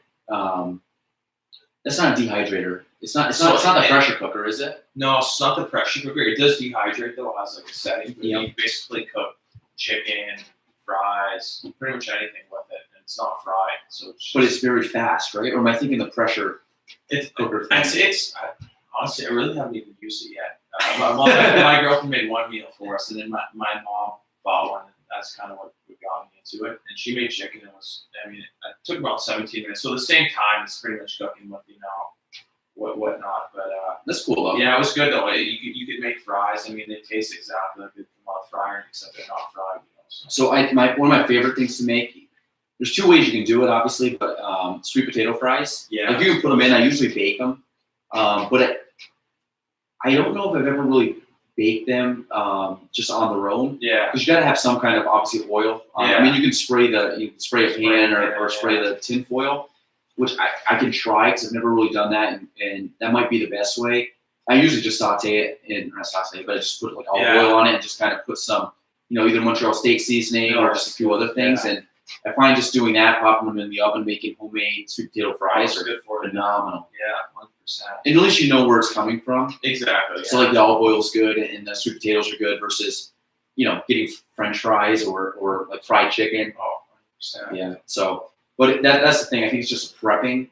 I gotta getting better at prepping or making a meal that can now sustain you for 3 to 4 weeks, or not 3 to 4 weeks, 3 to 4 days versus, so like overcooked kind of deal. So it's time to like sometimes in the morning, I want to make a nice meal, but you get caught lying at that, and next thing you know, you're on Instagram and Twitter and all that. Well, I came home this morning and got back from the gym. I was probably home by like 10 of 7. So it's like perfect. And this is the other thing too for breakfast. I kind of know my schedule. I started making those overnight oat things. Okay. Which I've never made before. It's kind of weird. Like you put all this stuff in basically. I just put it in a bowl. Okay. And then I just put saran wrap over it and I put it in the fridge. Literally keep it overnight. And then the next morning you literally pull off the wrapping or the cling wrap or whatever. And then you just eat it. Like what's in it? Oatmeal. Put oatmeal, a scoop of like just protein powder. So you cook oatmeal then? No, just raw. Like I say raw, just whatever oatmeal. Okay. Just like so, I pour oatmeal in. Yeah. I put a scoop of protein powder. I put in a cup of almond milk. Okay. And then I put in like probably like a half serving of peanut butter, so like a tablespoon of peanut butter. Yeah. Throw it in, mix it up. Today I also threw a banana, or last night I threw a banana on top too, and I just diced up the banana. Okay. Put the saran wrap over it. Put it in the fridge. Then it's great because literally my like breakfast is me walking over to the fridge, opening it up. And the other thing is with it being cold, you can eat it very quickly versus sometimes when it's hot, it's kind of like you can like chew it down. Yeah, it becomes almost like a task. Like I don't want to chew or eat anymore. So it's kind of a quick alternative. The reason I did it is because for me to cook, usually like my thing is I do oatmeal with like I like putting peanut butter and jelly in it just to mix it up. I can't have plain oatmeal, or like maple syrup in it. Oh yeah. So that's good. But then I make usually eggs. But like that time just takes longer. I know it's not much, but it might take 10 minutes to prep it all and cook, or 15. Where like overnight oats, it takes me like less than 5 minutes at night to do it, and like quick alternative in the morning. Yeah. So that has gotten it has at least gotten me to eat breakfast, so I'm not skipping breakfast. Yeah. But then of course today. Plan was okay, get home, then shower, go eat, and I should be all done that by 7:30. And then I might do a few things or just take off and go to the office. Well, the little guy wakes up at 7, so I got home at 6:50, and like 6:55 I kind of hear him stirring, and I probably should have just let him kind of cry through it and sleep because I shouldn't have woke him up that early. But of course I hear him, so of course me too. It's like I knew I wasn't going to see him tonight. He's going to go to bed. But I was like, okay, I'm going to see him this morning. So I went and got him. We hung out in the living room for like 40 minutes and like hung out, and he was playing around with him. So that's how quickly, like I talked about, like time-wise, like my schedule gets thrown off. So, sure. but it's like I'm not going to like not do that. So it's Yeah. like, I'm definitely going to hang out with the little guy, and I had a blast with him this morning. It was fun. How old is he? He's just over 1, but he's like so much fun. Yeah. And but like I said, I didn't have time to make breakfast, so like just doing that would have thrown me off when I had breakfast. So it was great. I could do the overnight oat things. Yeah. And then I also was able to I prepped, but like I had an idea what I wanted for lunch, so I brought like a bag with food here that I could eat here, and just like for me, it's just planning ahead. Yeah, and it's time to. And it's easy once I plan ahead, but you gotta make a choice to do it and really focus on it, because it gets away very quickly. No, yeah, 100%. Especially this time of year. Yeah. I mean, I try to tell myself to go at least 4 times, 5 times a week. To go to the gym just when, I have like 7 exams next week. So when life gets busy. Yeah, when the exams start, I kind of find myself studying all afternoon and then in the morning as well before, just to get a refresh. And I won't end up going that week, but yeah. So it's kind of, I just want to kind of getting in a good rhythm and sticking to it. It's probably like I think if you can do something, like for me, 3 days a week is what I want to really shoot for. Yeah. Because I know like my goal right now is to like hit 4 to 5. Where if I can hit 5, that's great. I don't want to go more than 5. And bare minimum is 3. And I've already hit 3 this week, which is good. But I'm hoping this to be a 5 week. Well, it's nice having like someone hold you accountable to go. Well, I'm trying to, because now if I start going, but I'm really like the most accountable is myself. It's like forcing myself at, like I said, 10 o'clock, going to bed. Even if I have some work to do, I can wait till the morning. Yeah. I'll be back at the house by, I could be to the office basically by 8, and I can get it done between 8 and 9 or 8, 9:30, something like that. So it's not the end of the world. I'm better off going to the gym and working out and eating better than just working for an extra 2 hours that I could do the next day. Yeah. 100%. Where that's got to take a backseat a little bit. So I'm working back into that. So no, it's good, and as long as you stick with it. With hockey it was nice because we had to go, so you didn't have a choice. Well, yeah, and it's easier when you know like you got to get up, you panic a little bit more, and you throw yourself out of bed, and you get prepared. As there where it's kind of just me going by myself. Sometimes it's bad, but you'll make excuses to yourself like, I didn't get enough sleep, yada yada. So yeah, no, I think it's 100%. I think you're gonna find too, as you get through college, things change a little bit. Yeah. I had the most, like, once you get to college and you're just like, you get to a job or you're working, whatever, like, you can do the bare minimum where you kind of go in and do your time and then leave, and then you have the weekends or evenings free. I did that a little bit as I've gotten more into my gig. I've filled up my time more, become busier just through growth, which is great for what it lacks. Like when I was 22 to 27, I would go to the gym 5 days a week religiously. I would eat well. My goals for going to the gym were much different than they are now. Yeah. Literally, my goal now is to show up, check the box. I showed up and actually did something, and go home. Like, I'm not really too concerned by what I lift or anything. It's more that I was there. Yeah, like to me, a win is getting up and actually showing up to the gym in the morning. To me, I'm like, good. I can do whatever today. I can care less how fast I go, how much I lift. Now 22, 27, you're out of school, right? So. I was out of school, so that was kind of my. I was working, but I didn't have a kid. I wasn't married. I didn't have, you might have had a girlfriend here or there, but that wasn't like stopping me from like being too busy from stuff. So, I could go to the gym. So that was all fine and good, but then, like I said, you get a kid and then you get start going down the slope, and I'm like, nope, I'm not going to be, I'm not going to get away from it. I'm not going to get turned to the Mr. Dad bod or whatever, or all of a sudden I'm like this 40-year-old that has no nothing you know what I mean? Guys that just let themselves go. I'm like, no, I'm not going to do that. No, because it's good. Stick with it. It develops a good habit that you can carry on. It's tough when you got you always hear about it. People you're gonna have kids. It's gonna, and it does. We work on it, but it's not necessarily that like having a kid takes away from it. It's just where your priorities lie. So my priority now is I don't want to go to the gym at 6:30 at night, because then I won't get to see him. So my trade-off is I'd rather go home and see my kid versus go to the gym. Yeah. So, but now it's I really got to focus, because at the other end of the spectrum too, as you look at it, if I'm not in good shape now, or I start getting out of good shape now, and all of a sudden I'm, when he's old enough to like play sports and do cool things, like I want to be able to keep up with him and not be like on the sideline gasping that he wants to like run around and kick the soccer ball, but I can barely do it. Like, That's true. so I never want to get to that point. So I always want to get to the point where like he's gonna have to work to beat me until the point where he will be able to beat me. Oh, that's good. Yeah. Honestly. So hopefully he doesn't grow taller than me. So I'll play basketball, but that's not very tall. So how tall are you? You're pretty tall. About 6'3", yeah, 6'4", so 6'3" and a half. 6'6" on skates. Yeah, right? yeah, on skates. I I was gonna say you walked in and I was like big hit. So This is my nickname actually on skates. Like in San Diego, it was big body because it was. were you a defender? No, I was a forward. Really? Yeah. So It's it was, like Chara. yeah, I was. Is he a forward? No, he's a defenseman. He's a defenseman. Fact check that. Okay. But so most of the bigger guys played D. My brother played defense, but I don't know. I kind of stuck. Just with liked forward it? through high school. Were you, Yeah. what side you said? Were you a wing or forward? Yeah, I was a Center? wing. Yeah. So I played on both sides, and then the big body thing was funny because on skates I'm pretty big. We had some other kids on the team, but my roommate, we played a team in Phoenix, and they were coming to playoffs, and they did like a newspaper article or whatever. And I had like a good weekend before, and it was when I got traded there, so they said, "Oh, Birch is a big body at yada yada." Oh, that's how you get the name. So my buddy started calling that. Next thing, the whole team started calling it that. The coach started calling me that. And it kind of just, kind of stuck the entire time. So Did you play soccer? yeah, so I played soccer. Pretty much, that was kind of my dominant sport when I was really younger. Like Yeah. 6 something. Like I loved soccer. And then when we moved to Montreal, I was in 7th grade. I mean, when I was younger, I would do the camps and stuff like that. Mm-hmm. I felt like I was one of the best. And then we moved to Montreal, and there's a lot better players, a lot more. Yeah. There's kids from all over the place there.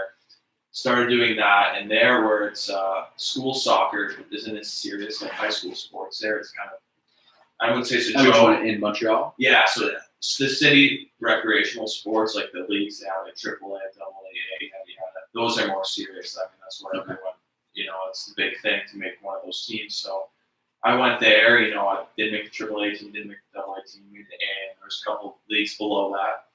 I played football when I was there, and then I really got into hockey more than anything when I was there. So my focus went towards hockey. Then football too. I was really good at football. So soccer was kind of on the back burner. I wasn't as good as I was like growing up here when I moved to Montreal. So kind of put it off and really didn't think about it as much. And then when we moved back to my beginning of high school year, 9th grade, so I played JV or whatever, and I didn't know that like high school soccer in like the U.S. or at least where we lived, like it was 5 practices a week, yada yada. Yeah. And hockey was kind of like the only thing I really cared about at the time. So I didn't know. I went to made the team or whatever, and then I realized like just practice every single day, like 5 days a week. I mean, coach is a little boring. We were running like 3.5 miles a day. It was the same drills every day. It was just repetitive. Yep. I told my dad, like, I don't want to do this. I just want to focus on hockey. And he's like, I do it. But my mom was like, no, don't quit soccer. You're crazy. So I ended up doing that. Like a quarter way into the season, This was still JV. yeah, so 9th grade, I ended up, I broke my leg. Like I don't know if it was kind of when I was shooting up when I started getting tall. Yeah. And so I was growing. I had a hairline fracture in my tibia. And one game I was playing, and I was limping all over the place. And I was still out there. And it finally took me off. And the next day, like, I woke up and I couldn't walk. So we went to the doctor's office, pediatric officer around the corner here. And they misread the X-ray. So they said it was just growing pains. And I went like a month without like being able to walk. Like I was limping all the time. Were you playing soccer? Or did you I had to stop because like I couldn't get it on. So then like I started getting worried. I mean, hockey. I played my highest confidence then coming from Montreal. I felt great. They had that Plattsburgh Junior Cardinals, so it was like a new team. So I was pumped for that, and hurt my leg playing soccer, so I couldn't. I tried skating, and I couldn't even bend my knee without it hurting. And, I didn't know at the time it was broken, so the first game of the season, I strapped on my skates a week before and kind of tried to just fight through the pain.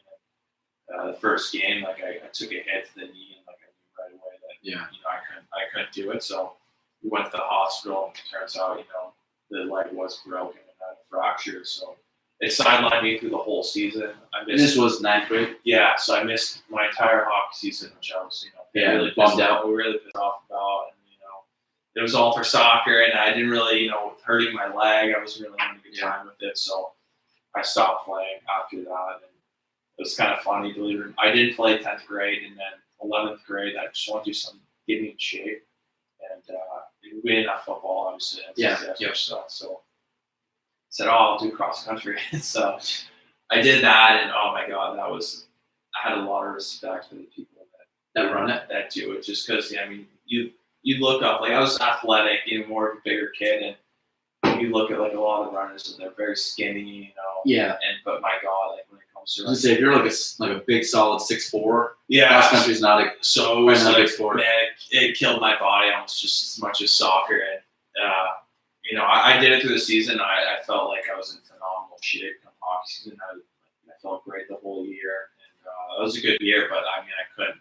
Just the long distance running just took a toll on my knees, on my hips. Just being a bigger guy. So it was an interesting experience. So because I got to see like doing one of those races, you look around and you think, oh, these guys really look athletic, but then when you're doing like a 4-mile race and you're in the second mile and you're gassed and slowly everyone, they start passing because they can run for miles on end. So that was definitely like a humbling, like interesting experience, with what they do and all the long distance running stuff was crazy. Was that your only cross country year? Yeah, so that's the only year I did it. And the next year I'm just gonna focus on hockey and stuff.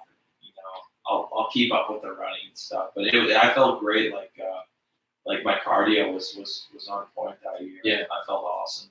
The next year, going to my senior year, I gained like 50 pounds. Like I would say muscle for hockey. Yeah, I hit the gym a lot, but then I didn't really feel as good as I did my junior year. So I feel like the extra weight and my cardio not being as good kind of slowed me down a bit. But yeah, so that was my story with soccer. I loved soccer in the beginning, but towards high school, I thought it was similar to Canada where we only practiced a couple times a week. It was more for fun. But for hockey too, or no? Hockey. So even hockey in Canada too, in high school, it's kind of everyone plays. At least in Quebec, everyone you got to play on that. I don't know what's the word for whatever time you're on. Their teams, they have 5 different AAA, AA, So each town has those levels. Yeah, so it's like there's 1 AAA team, 1 AA team, 1 3 A teams, and then 4 B teams, and so there's, and this is just all in one town, and the next town's 2 miles, and they have the same thing. So playing down there during before high school and stuff like that. So you probably had buddies on the other team because they lived 2 miles away. Yeah, and we'll obviously go to school with one another, but so that's when I really got into hockey. And we'd still play school. It was just kind of just for fun. It was on the weekends you'd play other schools and stuff too. We'd have a couple practices a week, so it was a lot of hockey with school, but just school sports weren't there as serious. But, yes, I know you playing at Chazy, obviously soccer was. Actually, I was wondering if I actually coached against you because I coached JV for many years, and but I don't. Based on your timeline, I don't think so. Yeah, I probably started right as you were getting out. When did you graduate? High school? Yeah, 2008. And when did you start coaching? The 2009 season, which was I graduated. So my last was the 2007 season. So 2 years later, I did 2 years of assistant coaching for the varsity, and then I would have dropped down to JV the 2011 year. Okay. So I did 2011, and I stopped with 11, 12, 13, 14, 15. 2016 was my last year. So this was my second year not doing it. So actually the kids they won the state championship this year, and those seniors were my last class of kids. So that was pretty cool. So I listened to them and stuff, but it was kind of neat because I had a lot of those guys for 2 years, and they're great kids, and it was a great group. So and plus it's a good program there. Coaching's great. It was great. I was obsessed with soccer when I was younger. after 6th grade, we went to Italy and I did the AC Milan camp. And, Oh, cool. It was awesome. I was probably the only American kid there. There was a lot of Were the players there too? Yeah, I think there were like 2 players and then just a lot of staff. Is that when Ronaldinho played for them? I think it was before. Oh, okay. So He was like a god. When we grew up, when we were in high school, he was like the best player in the world. Yeah, So he was my favorite when I was in 6th grade, 5th grade there. And so it was awesome. Like you had all these. There was a lot of British kids, pretty much all British kids that were there. Just to see like the different skill sets and stuff there, like were they pretty good? Yeah, they're unreal. Like I said, like I felt good for where I was here, and then you go over there and you just scrub over there. Oh my god, yeah, like the dribbling and stuff like that. And a lot of those guys, I think when they're young, they sign with like not pro teams, but like the youth teams. They were academy teams. Yeah, the academy teams. So a lot of them, those kids were out of Liverpool and whatnot. So yeah, that was pretty cool. Like that was another humbling experience. Like even when you move to Montreal, how many like good soccer players there are. There's a documentary on Netflix. It was the one with I think it was called like the class of like '91. It was me and you. Okay. And it was Beckham. Obviously, is the most high profile, but it was Scholes, Giggs, I think Ryan Giggs, and maybe getting the first names of whatever. But there was a group of like 4 or 5. Peter Neville, I think, was on it, and there was. These guys all played basically mid to late 90s into the 2000s, and just a very good squad for me and you. And they all came up in the class of 91, which I believe was probably the year they either came in or graduated or went to the pros or whatever it was, or 94 or something like that. And they all kind of came up as like this high profile group of young superstars that were coming from the junior ranks and then went up and went to the first team. And it's crazy. So it's kind of cool to watch. The structure down there. Like it's different. It's layers. I mean, exactly. All over Europe, it's different compared to the U.S. Like even with pro teams, with other sports, with hockey, I think they have like a lot more minor league teams where like a lot of guys can play. I mean, obviously the population's a lot lower there, but yeah, with soccer and hockey, I find it's really interesting, honestly. But especially, I watched it was on Netflix. I think it was with Juventus. Oh yeah, I know what you're talking about. I didn't watch it, but I know what you're talking about. I watched a couple episodes of that. And it was just pretty good. Yeah, it was the pressure, like on those guys and growing up in the family and stuff like that. I mean, it's crazy. I remember when I was little watching like YouTube videos of the rides and stuff at the soccer games and how serious they take it there. Well, Juventus is Italy, right? Yeah. But you can take like England, who has the EP or English Premier League. How big is England? Yeah. In relative, I don't know, is it the size of Florida? I mean, realistically, maybe even smaller. It's not a big country. Exactly. And they have one of the best soccer leagues in the world. And like Everton and I'm blanking on the name now. They're like a field away from each other. So you have like a lot of these teams, maybe not, I don't know, whatever it is, but there's 2 teams that are like. And then how many teams are in London? Yeah. I mean, you have Man City, me and you. I mean, they're within the city limits of each other, not huge cities. Yeah. And I don't think it's not like you have the Yankees and the Mets in the different boroughs. I mean, they're literally like in a population probably the size of like, I don't know, Albany maybe. Yeah.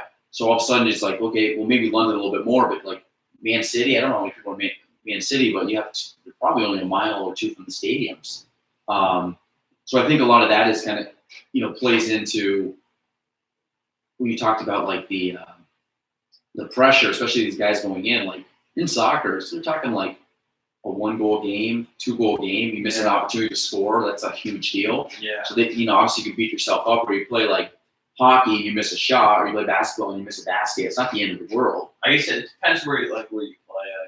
Like soccer, like you said, if you're playing one of those big markets, I mean, you have especially like playing for the Canadians. I mean, there's a lot more media. Like a lot of guys would say, NHL players, they play for the Habs and they're in Boston and whatnot, and they're walking around town. And a lot of people would recognize them because Montreal, I mean, it's pretty much the only store. Exactly. So everyone, Edmonton, all those guys, they get recognized on a constant basis. Whereas if you're playing for the Kings in LA, no one really, you're still kind of a nobody out there. Nobody really cares. Nashville or Porto Panthers. You can walk around and nobody's going to bother you. And I mean, the end of a game, there's not a huge media scrum.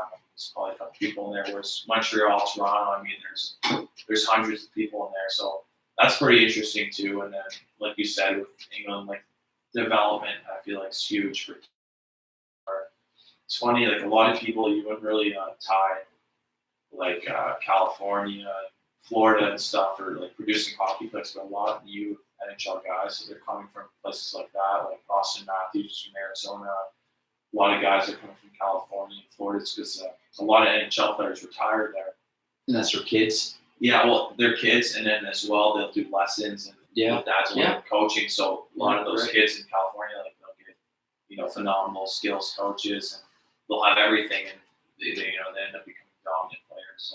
Like I've even seen that a little bit locally. Like back when Plattsburgh State, when I was a little kid, I used to watch Plattsburgh State. They were all Canadians. They were like Canadians, Massachusetts, New York. I mean, there's a lot of like New England and a lot of Ontario and Quebec.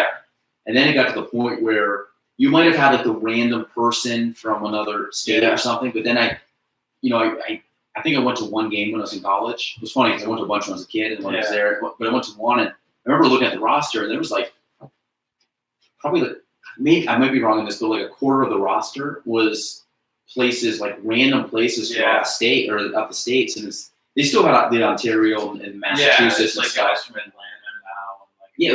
I think there was a guy from like Missouri, and there's someone from California, and there's someone, and I'm like, how did you get to Plattsburgh? But I get now part of it is they probably went to a junior team up in New England and got picked up, or Ontario. But it's just funny to see, I guess, where hockey goes, I guess. Yeah, exactly. No, it's like with all sports. I mean, I feel like the biggest thing growing up is having good coaches that you could develop like the good skill sets.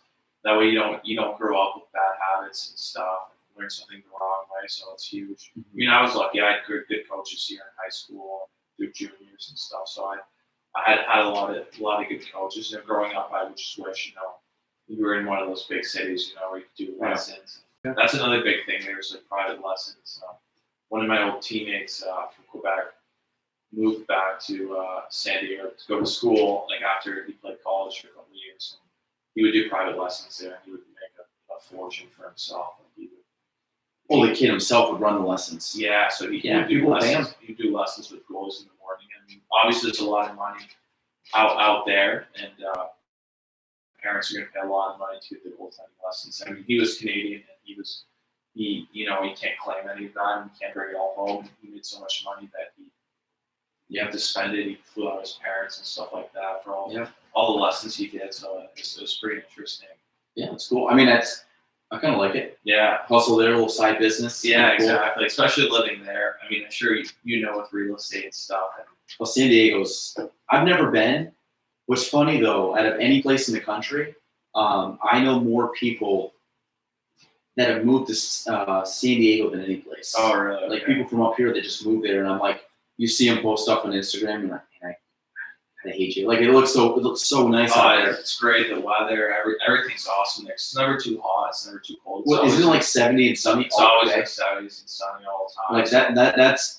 I'm a very I hate cold and I hate very hot. Yeah, so that's like and it's dry heat. It's right? dry. There's no bugs. That's my jam right there. It's amazing. I mean, the only bad part I'd say when I was out there, it probably only rained like 2 or 3 days, so it's pretty dry out there. In a sense, like there's not a lot of green grass. San Diego, I try to want to go back. I'm applying some jobs out there. It's just like you said, it's expensive out there compared to most markets I know. San Diego isn't as bad as LA, but places like San Francisco. San Francisco's outrageous. It's outrageous. I think they are the most expensive per square, not square, maybe square foot, but they're like per whatever is capita or whatever. Yeah. They're extremely expensive. Yeah, so I noticed so Customs is hiring as Customs, and they're offering like a 40% hiring incentive plus locality pay just to go there. Just because they're struggling. Cost of living? Yeah, it's because they're struggling to find anyone that wants to go live there and work. Because it's where you're gonna live. Like you're gonna have to commute 2 hours. I mean, even San Jose and Sacramento is really expensive. So that's another part when I'm done school where I want to go. I mean, I love it out there, but it's being young. I wouldn't want to know if I'd want to try to buy a small house right away, like or a little condo or rent. Yeah. I've always kind of been interested with real estate. It's the best move. I mean, I would say if you don't know if you're going to stay there long term, it'd be to rent. Rent, yeah. If it's something where you're like, love it, want to stay here, then buy. But, I mean, you kind of get an idea when you're out there, but I think,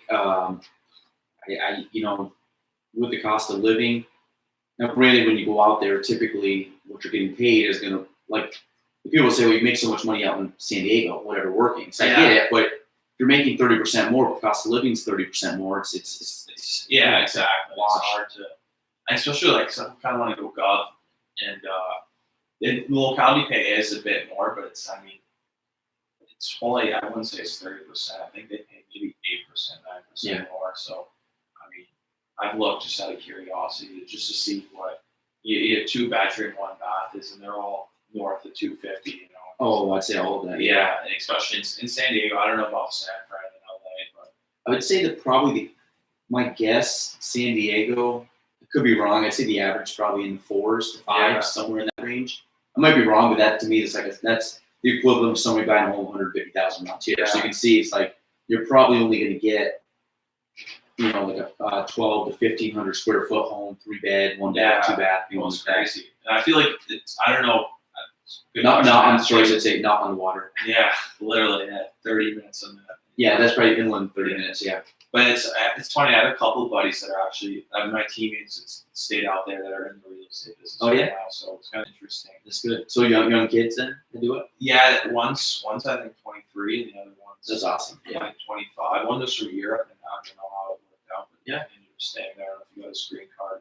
He's in the real estate business, and then I have another buddy that I played with my last season. He was from the area. He played college for a year and decided to go back home. They have like I don't want to say it's like a modern agency, but it's just how their marketing stuff. I think it's like one of his best friends owns it. And it's from what I can tell, I'm not too sure.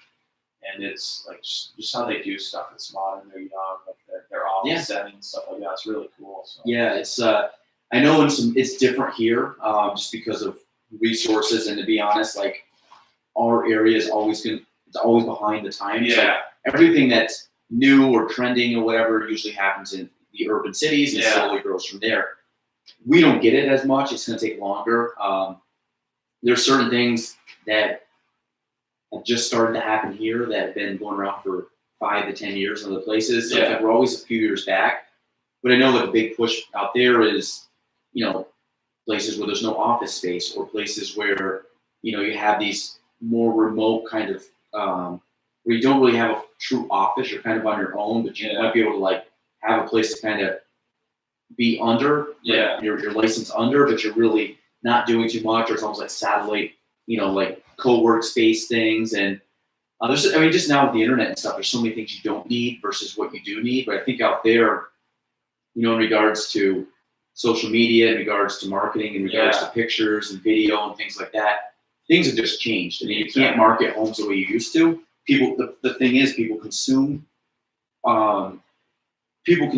real estate, and they consume information much different than they did even 10 years ago. 100%. When I got into business, there was, you had obviously the internet stuff, but Facebook, Facebook was around when I got in, but people weren't using it for that kind of stuff. And Instagram wasn't even invented. So, a lot of this stuff just came in, and, you got to stay up on top of it. I'm sure those guys being in a city, being young, are in tune with it. You don't have to teach them how to use Instagram. They use it with their friends anyways, and then they just know, oh, I see an opportunity. That's what I do. I use it with my buddies, and now I've seen an opportunity where I can use that leverage to transition to my business, which is cool. And it's extreme. It's helped me out, a lot. And, but I think that they're on a good path. At 23, I like real estate. To me is phenomenal. Yeah.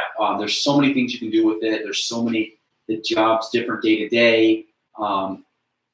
Like when I say I'm on the go morning till night, I am, but I love it. Like there's I'm not like, oh shit, I gotta go to the office every day. Yeah, like even going to an appointment at 8:30, like I'm pumped. Like I've never met these people. I'm excited.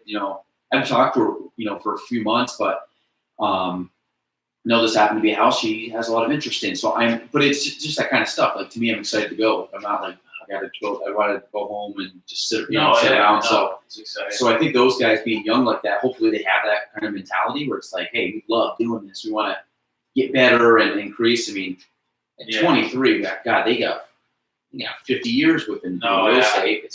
My best friend just got into it in Montreal too. That's cool. My other buddy too. I guess it's different there. Where I think you have to do. It's a year course where you have to attend. It's almost like school to get your license there, and you have to do one for commercial and one for residential. Okay. It's pretty interesting. They're both. I think they both got the commercial and residential. So that's good. Yeah, Montreal is a good one to have. Yeah, so it's interesting, like the houses they're selling and stuff. I mean, they both kind of come from money, so they're both buying a lot of properties too and renting them out, leasing them as well too. So that's one thing I've always been interested in because my parents own a couple of properties as well too. So I've always been, interested in the leasing and like I've read. If you can get, I mean, for you that doesn't own a place. I'd give this advice to anybody is buy some kind of multifamily. Yeah, that's a duplex. That's by far the smartest. Yeah. I did when I was 23. I was your age, about my first, and I still own it. And you pay your mortgage off. Mm-hmm. Yeah. No, and to be honest, really one side pays it, and the other side is just positive. Yeah. Which is nice, and the other side is paying the equity for me in the house. Exactly. I mean, the goal is I'm slowly kind of trying to get in a position to buy another one. Yeah. Which I wanted 4 by the time I was 30. That was my goal. And I only had like 4 buildings, not just units. I have 2 units now, but like actual 4 buildings. Yeah.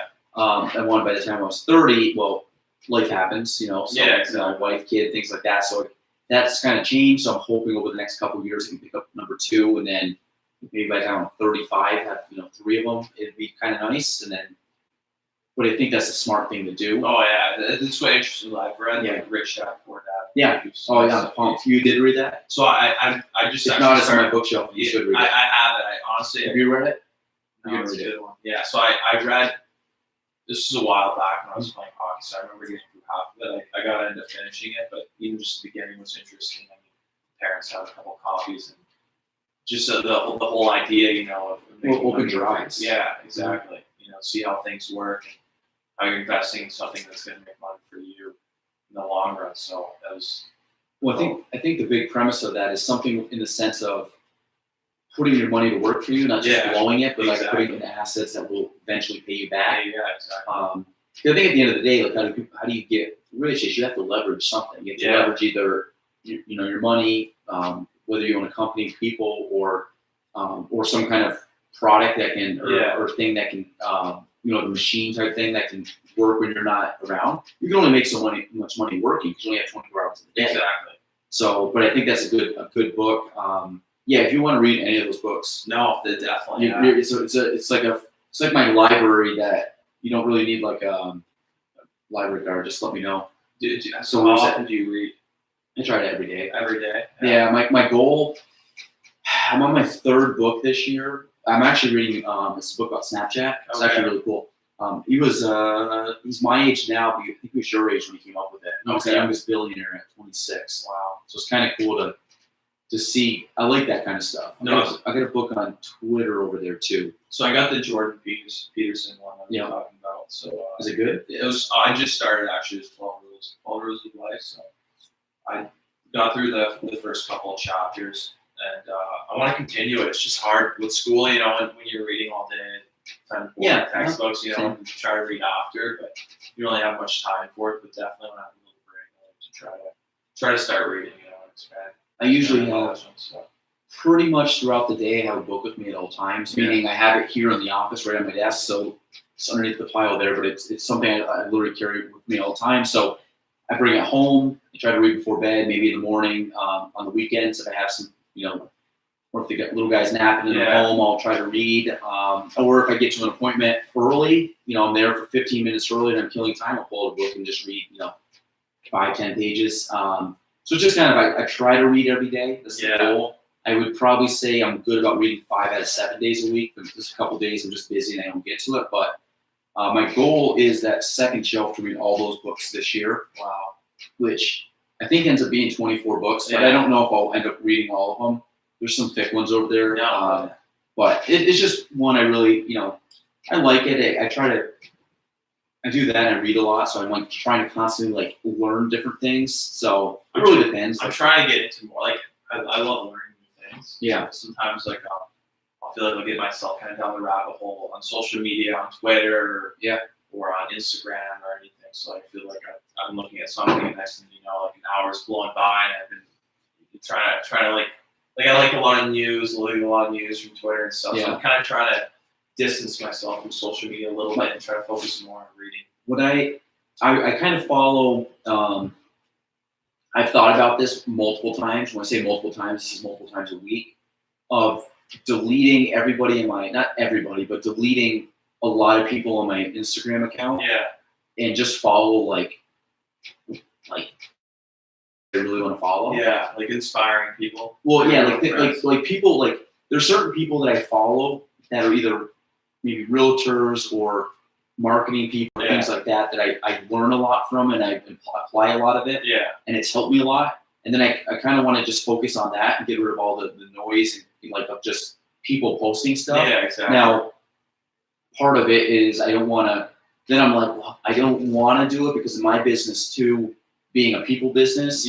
I need to know what's going on. Exactly. Like I need to know it because if I run into somebody, that's my way of knowing what they've been up to. Exactly. So instead of saying, hey, what have you been up to? I can say, hey, how's the new dog? Or so like weird things like that. But I'm always in that like battle where I just want to delete. I'm the same way. Yeah. It's good. Like you have all your friends, and I mean, especially friends that aren't in the area, like friends that met playing hockey.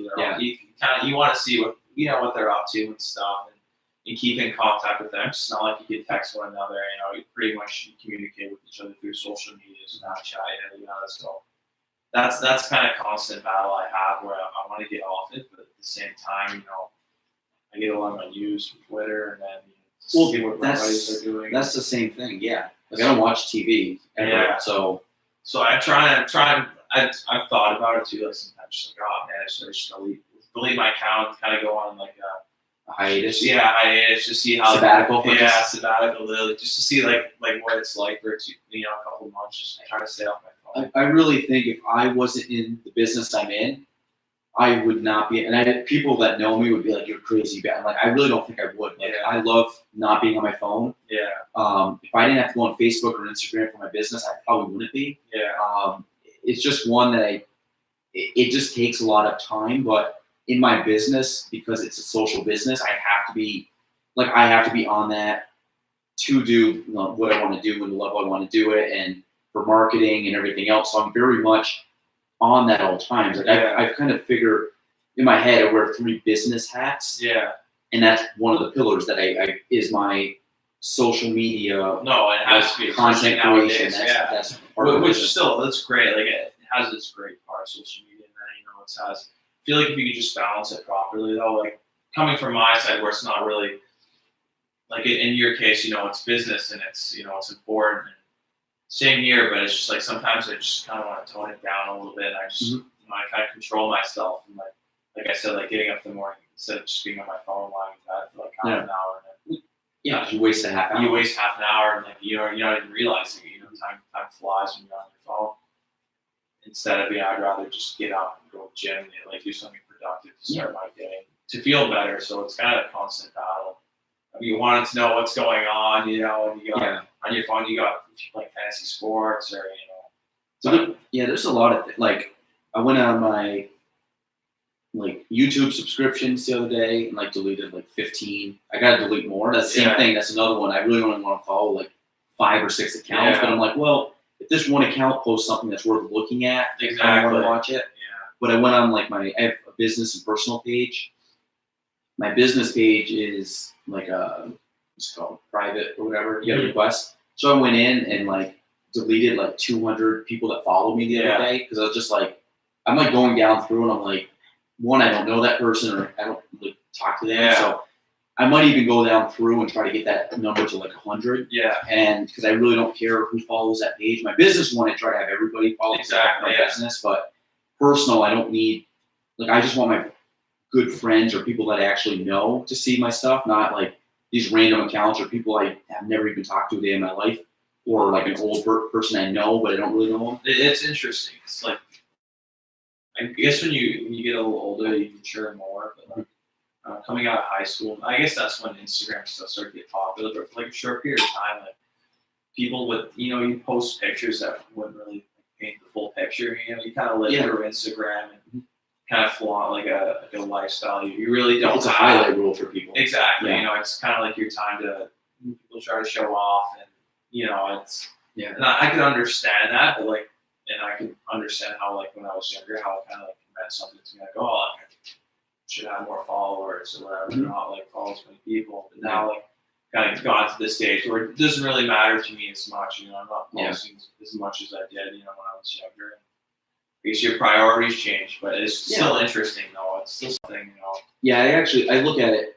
I don't post a lot on my personal one, and a lot, to be honest, throughout the day. I'm on my business one way more. So there's times like I'll go a day or two without even checking my personal one. I'm like, shoot, and I got messages and stuff, and but I don't consume a lot on that page, and I don't even really consume much on my business one. I just kind of post. It's so important though, like posting stuff, especially if you have a business. I feel like social media dominates everything in regards to sales and trying to attract more traction for yourself. Well, we're in a people business, relationship business, image business, brand business. Oh, like you have to push it. So like why am I better than any other agent that you could pick? Yeah. Like I'm showing you my life, I'm showing you my success, I'm showing you. But you got to do that. Or if I did the same exact stuff, but I never posted it out there, people wouldn't know. So I got to tell my story. Yeah. So it has to be broadcast. Oh, it's huge. Yeah, especially business related. I feel like it's honestly everything. Even with any other market, I feel like companies that market themselves in malls and know how to do it. Like I don't know if you've ever saw the documentary, The Fire Festival one yet. I just watched it last week. So that was wild. That was which did you watch the Hulu one or the Netflix? Netflix. Okay, so there's two, and it's just like it's crazy to see like the marketing that was involved in that and how they made everything look. And that was like the only successful thing about the whole festival. I mean, like on the line, it looks great through like, especially like one thing that stood out to me is when on Instagram, like how they posted just that orange. Yeah, that was like the thing. Like how like like you're scrolling through, the guy explained like how if you see that orange thing, it's like you're gonna catch you off guard. Catch you off guard. You're gonna read. It's just not like an average picture. You're gonna stop and look at it. So I found that so interesting. Yeah, I mean, no, you know, and especially that and like the how they like the social media influence, like how it's a real thing. Yeah, Kendall Jenner, we gave like $500,000 to post one picture with that. It's insane, but like I could see how how much it caught on. They sold out immediately, and it's huge. I mean it's anything else is supply and demand. It's always going to be like that with marketing and money and business, and so that whatever her name is, Jenner girl, she's very popular. Yeah. So people are going to pay her. Like, if you were to say, hey, I'll post something, they'd be like, sure, just post it. Like, we're not going to pay you. Like, pay us to post it. You know what I mean? Exactly. Like, it's like that's like if I was to go and say, hey, can you pay me to do this? Like, no, who the heck are you? Like, I'm not getting paid for anything. I'm not like I haven't built up that leverage. Guys that are, really well-known real estate people on like a TV show, they're getting appearance fees to just talk about real estate. Oh, exactly. Yeah. I could say the exact same stuff they're saying, but I just haven't built up that publicity around myself. Exactly. I think I heard like the number was something around like to actually make money off Instagram. I think you need like I don't know if it was like 200,000 followers around that. Probably before like companies and stuff will start paying you to endorse their clothing. I think when you get to 10,000, they like give you certain features that you don't have if you're under that, but I think to actually get paid is probably well over that. Yeah, for sure. I mean, there's still people probably like I don't know if they're getting paid, but companies are sending them clothes and health products and stuff like that they'll post, So I'm sure they're getting a lot. Well, it's kind of funny. You walked in and you're like, I'm like, hey, what's that shirt? Are you like, oh yeah, I've seen your shirt on Instagram, but it's the same thing. True, yeah, exactly. So it's not like influencer, but I mean, we're in a small market up here, so I have people that people know. Yeah, I've seen it at the gym too. Yeah, I see the green shirt. Yeah, my boys at the gym there. I like that. Yeah, no, I definitely see it a lot. So when people post and stuff, like it goes a long way for me because people can actually see it. Before we get done, I want to bring in next guy get in here. Our special guest. Special. Well, I might not look slow special, but like Nice special. Here, you can share this. So this is we're gonna grill her for about 15 minutes before we gotta wrap this thing up. How you doing? So Meg actually got me my job at Valcourt. Meg, and she got you on this podcast. She got me on this podcast. So everybody, just introduce yourself. Hey, everybody, I'm Megan. Episode 2. We're not going to get into it. Go listen to her there. Where did we just end on that? What was the last thing we talked about? Something to do with advertising. Advertising. I don't know. Oh yeah. Festival. No, Meg. We talked about influencer. Oh, Meg's an influencer. yeah, right. Meg's all over. I post her all the time on there, so she's good about it. She's like my number one. You actually went this past weekend. You were back at Valcourt. She was rocking the hat too. And rocking the hat. I had Rocking to. the hat. She brought both our worlds together in one viral post. So that's cool. So you're back. You doing the gig or just special events? No, they just needed some help with the brew fest. The girl that replaced me at Valcourt, she hadn't led a brew fest yet. I was available, and it was up in Tupper Lake. They do a brew ski is what they call it. So on Big Tupper, they have a golf course, and they do cross country skiing, snowshoeing, winter biking, which is just a super fat tire bike. And then they put the breweries throughout the trail, and you ski a little bit, you drink a little bit, and you have a good time. And they had beautiful weather for it, so they planned for 200, and we actually had 500 people. So everybody ran out of beer, and yeah, it was awesome. I didn't know that. and that's a lot of people seeing that hat. So thank you, Meg. You're welcome. So why did you want Kastle on the show? So I have known Kastle. Be honest now. All right, so Kastle collectively is an awesome dude. Very humble, very sweet. Has a very interesting background. And between his upbringing, where he's lived, and hockey for sure. I met Kastle in high school. And Kastle was, of course, an all-star hockey player, and I was a figure skater. And so I had a show to put on.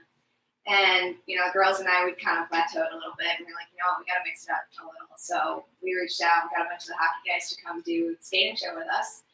And so I joke with Kastle that our friendship song is Diamonds Are a Girl's Best Friend, because that's the song we skated to.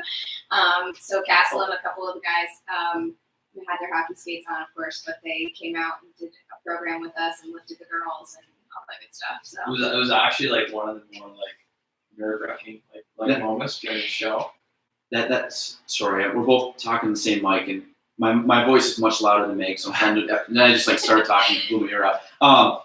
So sorry, you guys will hear that online. But so you actually on skates could pick someone up, because that Dirty Dancing stuff. Yeah, we didn't pick them up too high, but we that's tough to do. Yeah, that's tough to do with just flat feet, let alone skates. So I think it was about 5 or 6 of us, and it was fun. Like we did the whole thing with you in the beginning, and the practicing, got it all down, and then the time of the show, they get a lot of people that go to the show, so it was packed. We've never seen the rink filled with that many people. So when we got there, we're like, oh my god. At Flat Fieldhouse? No, this was at Rouse's Point, in the Civic Center. So we were kind of nervous, and nobody dropped anyone, thank God. But it was a good time. We had fun doing everything, just skating around with them. So it was a blast. We did it the next year too. So. Oh, so it was good then. Yeah, so you went back. I came back. Yeah. What do you guys? You guys all normal figure skating outfits? yeah, Yeah. We were you white guys were shirts. just, they had button-ups and ties. Oh. Yeah, we had button-ups and ties and that. They just did a black and white look, so it was fun. I can't remember what we wore the next year though. I think you guys wore the same thing. It was the same thing. Yeah, kept it simple for you. Yeah. No, it was crazy though. Just seeing those watching them skate though, in front of all those people, especially by themselves. That's gotta be it's nerve-wracking compared to being on a team. You get used to it after a while. Yeah, she says she gets used to it, but if I was out and everyone's watching me, and all the eyes are directly on you. It was different than we were picking up the girls because we were all all together. You know what I mean? So not everyone had eyes on one person, but when it's just them, oh God. Well, I think it's different in hockey too, because you're just kind of reacting to a play, so you don't really have much time to think. It's not like when you're dribbling. It's not like you're skating down the ice and you're on the side, and all of a sudden you're thinking in your head well, people are watching me. Yeah. not dribble. What do you call it? Skate. Yeah, stick handle. Stick handle. Yeah, stick handle the puck up the rink. You can tell I didn't play hockey, but stick handle the puck up the rink. Like you're not thinking about that. Where like someone's doing figure skating and they're gonna go do like Oh yeah, triple Lutz. Look at that. Pulled that one out of the bag. That way. I think now that Meg has more free time, I think she wants to make a comeback now. And the coach. Actually, last time she told me that she went figure skating, she quit after like a minute and went and had a beer. So I heard about that. The figure skates definitely are not the most comfortable things after a while, especially when you're you're retired as long as I have been. But I did go out and play some pond hockey with Pops last week. Oh, I did see My that. hockey skates feel a whole lot better. So. I saw that. So he's still kicking, doing the skating thing. Oh, absolutely. Yeah. So I love it. So Meg's a great figure skater, though. Honestly, you should get back into coaching. do you have a little video of you figure skating? Somewhere. Because we saw your old dance video, and I want to see the figure skating. Yeah, the dancing. But I wasn't very. They kind of tie into it. Yeah, but I wasn't. We'll talk about that when Emily gets here. But I wasn't as impressed. No offense. I'd rather watch figure skating. Yeah. Is that how you met Emily? Yeah. Dancing? Yeah. Okay. No, I think dancing's cool. I think figure skating would be more like be fun, funner to watch. But if that's the thing. So what do you do at Valcourt? So basically, just do waiting, bartending. So I started off doing events with Meg, and that was a lot of fun. I love doing those with her. So I did weddings too. And yeah, weddings, all that.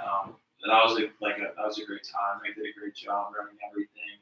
I had a blast doing that. So now I kind of just do more of the stuff downstairs, but still a little bit of the stuff upstairs with the events and all that stuff. It's a great place to work. I mean, everyone we work with, we're all friends with.